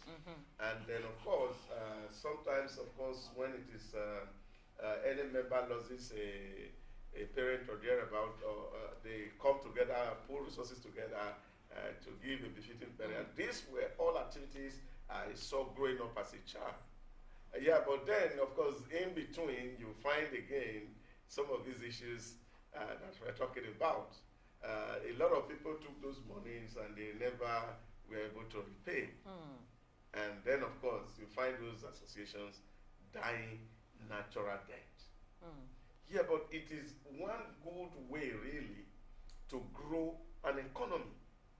If you understood the story around the Jews, when they were migrating into their Newfoundland after the Balfour Declaration, and they came in 1988, the Jews said they came in there with themselves alone. No money, nothing. What did they do? They organized themselves into kibbuzins, little communities of people, like a kind of a socialist group, where everybody belonged to the same group, and they are producing same thing, and they are working together, they are eating together, they dress together, and this was actually the springboard for the development, the research, innovation, the creativity you see among the Jews today. Because the cooperative society afforded them that what resource one person cannot afford, collectively we could pull them together to achieve a milestone. You know, even in the last regime, the Buhari government attempted same to see how to actually bring about that spirit of cooperative society. But to what extent they succeeded is another thing for another day. But look at it. What idea was that you were going to give trader money to some people. You were supposed to put them in a cooperative society, and these people come together, and then, of course, you give money, then they become watcher of each other, knowing that if I do well, then, of course, you will be the next in turn, this person will be the next in turn. But right from the day of the Bank of Industry, from the Jonathan regime, they also started this idea of cooperative. But smart Nigerians formed themselves into cooperative and registered cooperative that really were not in existence, just to access this facility. Now, after receiving the facility, the cooperative, they go into thin air, and you can't find them. So you can't recover the fund. That's a huge challenge in our environment. And so I still speak to the issue of insincerity, purpose for a lot of people. So 4 people just come together, they say we are a cooperative society. Of course, registry is not a big deal. They can put the money together to register quickly and say, but after immediately they get the facility, what they do with it is a different ballgame. This is a very big problem. But I think it's a very critical instrument for national development. Yeah, because going by the theme the United Nations gave it this year, it says partners for accelerated sustainable development. Because I guess the United Nations recognized that these are people who willingly came together to form this. They were not coerced into becoming a society. They came together willingly. So I guess the United Nations realized that when people come together willingly like that, it's easier to attain the development goals. Yes, of course. But is that being achievable? Are we achieving that right now? Yeah, but that is where the problem is for us. But in some other climes, this is done well, and it's helping their economy, and they are growing by it. It's just in our environment. This has nothing to do with government now. It has to do with us. It's with individuals. That's what we are. So people are not sincere. This is the point I'm making. You form yourself into an association, and then, of course, we contribute money together. We give it to you. And then, of course, you are supposed to use it for investment, are supposed to pay back. And when there's plenty of default from you, it can't get to you. And if it's not getting to you, what happened to the other people on the chain? They get discouraged. They are not contributing anymore. So this is the real issue. But, of course, you still have some cooperative society that are in existence. I remember some time ago, Ogun State also tried this. Yes, and at yes, a point, their workers were all crying that they really didn't see the money. Government was taking it from source, and the money was not where in the society. So these are real issues that you have to deal with. Of course, they saw it as a way of government evading paying salary, because they were contributing to the society, and the government was taking it from source. Some of them belong to 2 or 3, created by government itself. But to what extent that such society was able to help the life of the people who were contributing, Well, it's a different ballgame. It was actually very traumatic for a lot of workers in Ogun State at that time when, in the first instance, they didn't join voluntarily, many of them. Yeah, because government, it was government, you must join. And your money is being deducted regularly, yet you can't access it. Now, which speaks to the issue of opacity or transparency in this society. Now, leave the government aside. I know a lot of societies, cooperatives, that it's only if you are one of the executives that you can have access to loan. In the same society, some will be collecting loans upon loans and not even repaying as at when due. But your money is being deducted and you cannot access. They will tell you, okay, there's a long list. It happened at a federal institution in Ogun State. Massive. I don't want to mention any name now.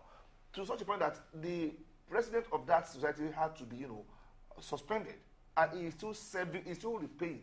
He was giving out loans to his cronies. So if you're not part of that cabal, you don't get to enjoy it. That is why I'm a bit skeptical about CTCS. I have to be sure I am either on the board of governance or I have some kind of guarantee. What do we do about this opacity of operations at all levels in cooperative societies, both government and even private? You see, this is what I've said earlier. When it seems that every one of us are having corruption in our DNA, this is a problem. It's really fundamental. I was in Kano 2 weeks ago, like I said, and then I said, okay, let me just while away time in the evening to go and do a horse race. Oh, really? Yes, I went into the race course, and then, of course, I saw a little child who brought the horse to me, and I said, what is the cost riding? I said, if you want to take a picture, it's just 500. If you want to run around the course, it's 1,000. And I agreed, okay, no problem, it's 1,000. I just want to have a fun after work in the evening. And then by the time I got to where, because I haven't climbed the horse before, I was already frightened. So I have to jump down. And I said, how much do I give you? I gave him 1,000. He said the money is not complete. I said, why is it not complete? He said, I need to give him his own. I said, but he didn't tell me from where we started. So we were having this conversation. And then other children came and said, no, it's not even 1,000, it's 500 to run around. Wow. Corruption even at that level. At that level. At that level. They are not up to 10 years. Oh my goodness. So this is the kind of environment in which we're doing business. You see, what will make a society prosper is the level of trust in that environment. Yes. Definitely. If trust is very low, of course we can't trust each other. We won't do business with each other. This is why we are not gaining the real desired mileage that cooperative society should really bring to people, because you come in here, some people form themselves into a group and become the king god in the meeting and determine who gets what, when, and how. So the policies enter at that level. And so people are afraid to join. And of course, many people have lost money also. Yes. So if you have such sour and bitter experience, you would not want to put your money there to in a group. It's really very terrible. Okay, talking about the challenges facing cooperative societies, do we now begin, like several people have said in the past, for leadership positions, it's always good to put the right peg in the right hole.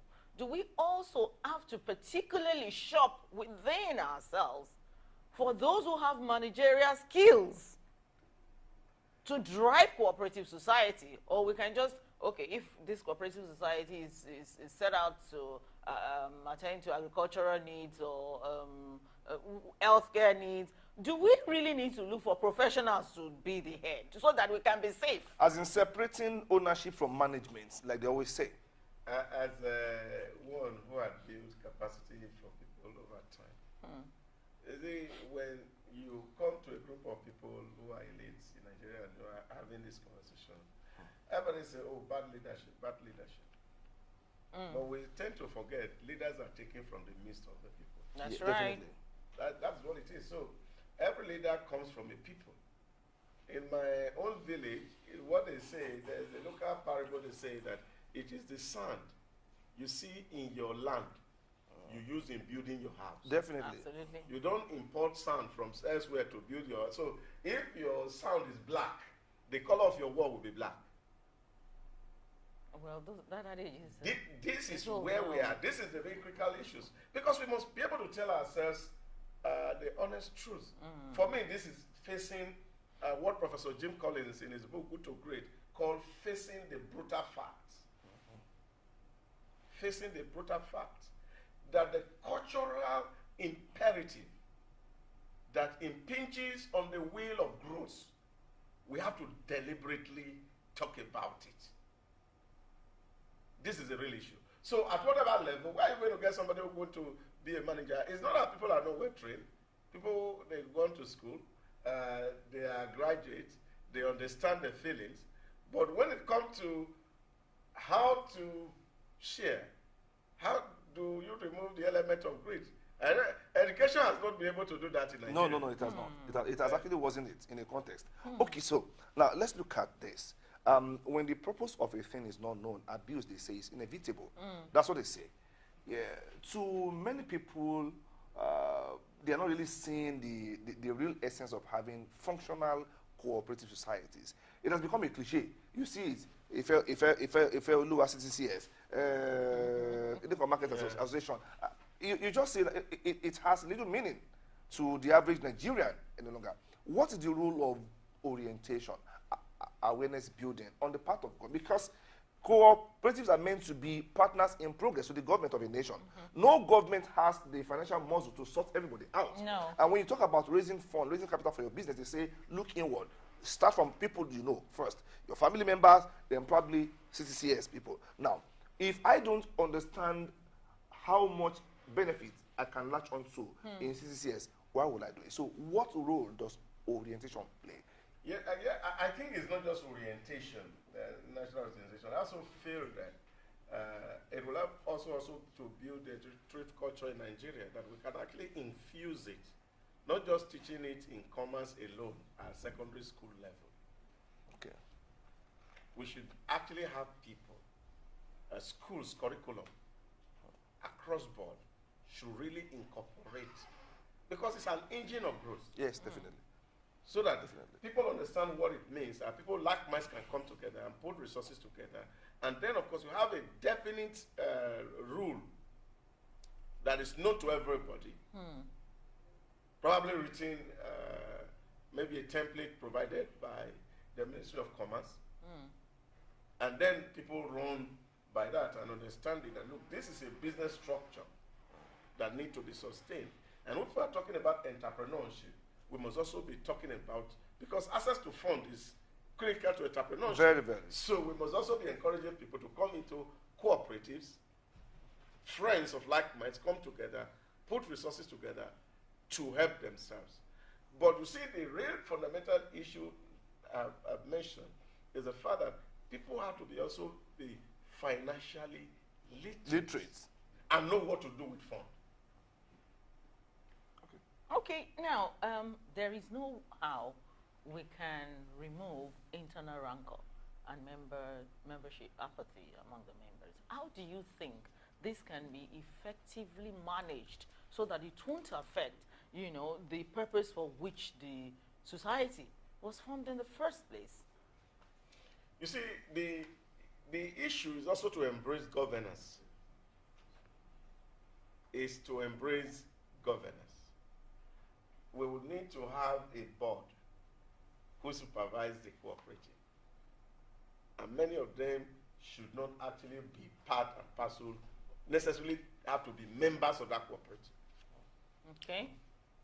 So that they can oversight whatever decision the managers are taking. Okay. To ensure that rules are followed. Because transparency is what is here. So if you have a board who oversight the cooperative, you will just be able to pull this thing together. And I think UAE got this thing right, even in terms of real estate development. Okay. Because most of the real estate development is taking that form. They discovered that a lot of people were contributing to real estate, and most of the real estate were actually not delivering. So what the UAE had done now is that most of those contributions are domiciled in the Ministry of Lands. So the real estate company cannot access the fund until they reach a certain milestone, which has been predetermined, before you can access that fund. Probably maybe that's the only way to do so. So that if people are going to be contributing, maybe the way we are using TSA, we can actually have it that if you're going to run a cooperative in Nigeria, let's be a common warehouse. So that if an approval is going to be given, it is not the executive that will be determining who gets the loan. It will be a different body completely who will be as objective as possible, looking at the criteria set down by their own laid down rules, so that people can have access. How guaranteed is the independence of that body on its own? Because it's a network of people. People know people. How can we guarantee we have too many bodies in Nigeria, too many subcommittees in Nigeria. How can we guarantee that this new committee is not going to know who and favor who? They know. Yeah, that is what I'm saying. Just the way you are done. This thing is domiciled in the Ministry of Land. Okay. Guarantee the fund. So people who are buying. And what about the bureaucracy? No. You just leave the bureaucracy out a little bit. See, what is there is that, first of all, ensure that the funds that are contributed are secured. Okay. And they are meant for the purpose that they are determined to serve. Okay. Take, for example, if this cooperative society is to get rice, and this thing is domiciled, maybe in like NISRA, the Central Bank Microfinance, for example, is one warehouse in it.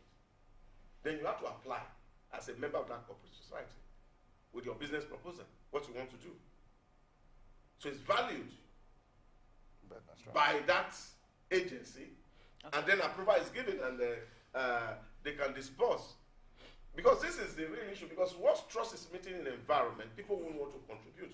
But when people are sure that their fund that they are contributing is secure, and that access will be based on merit, not on who you know, then of course we cannot take away the human elements using technology.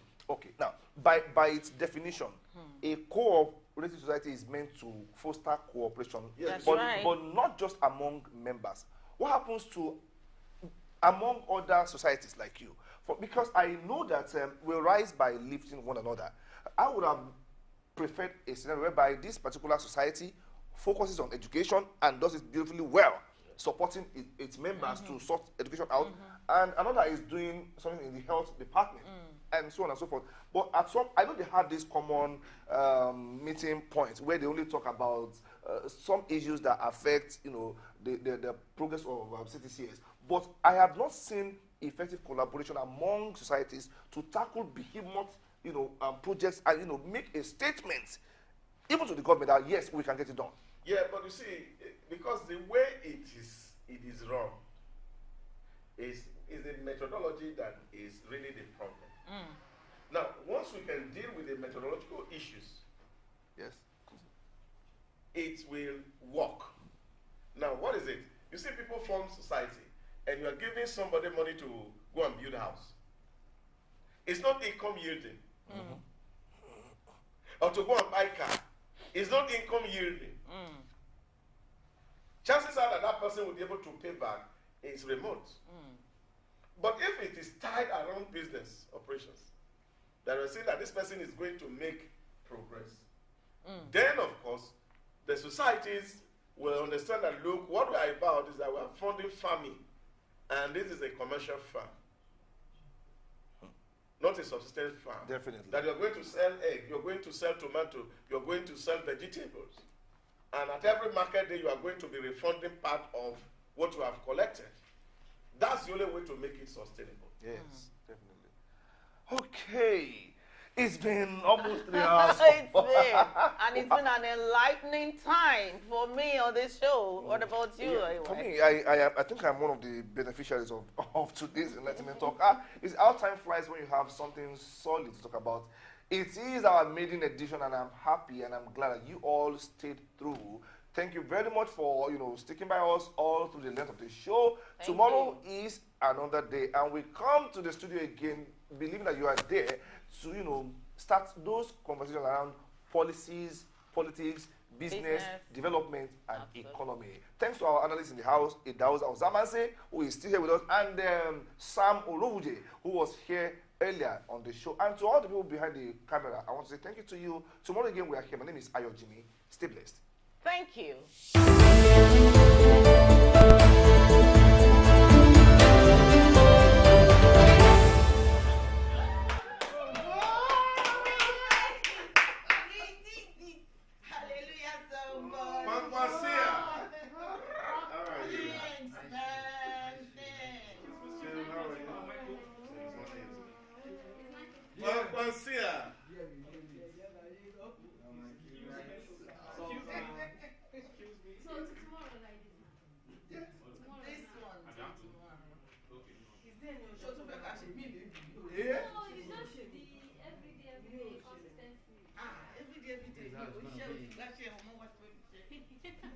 Is how it's gonna be.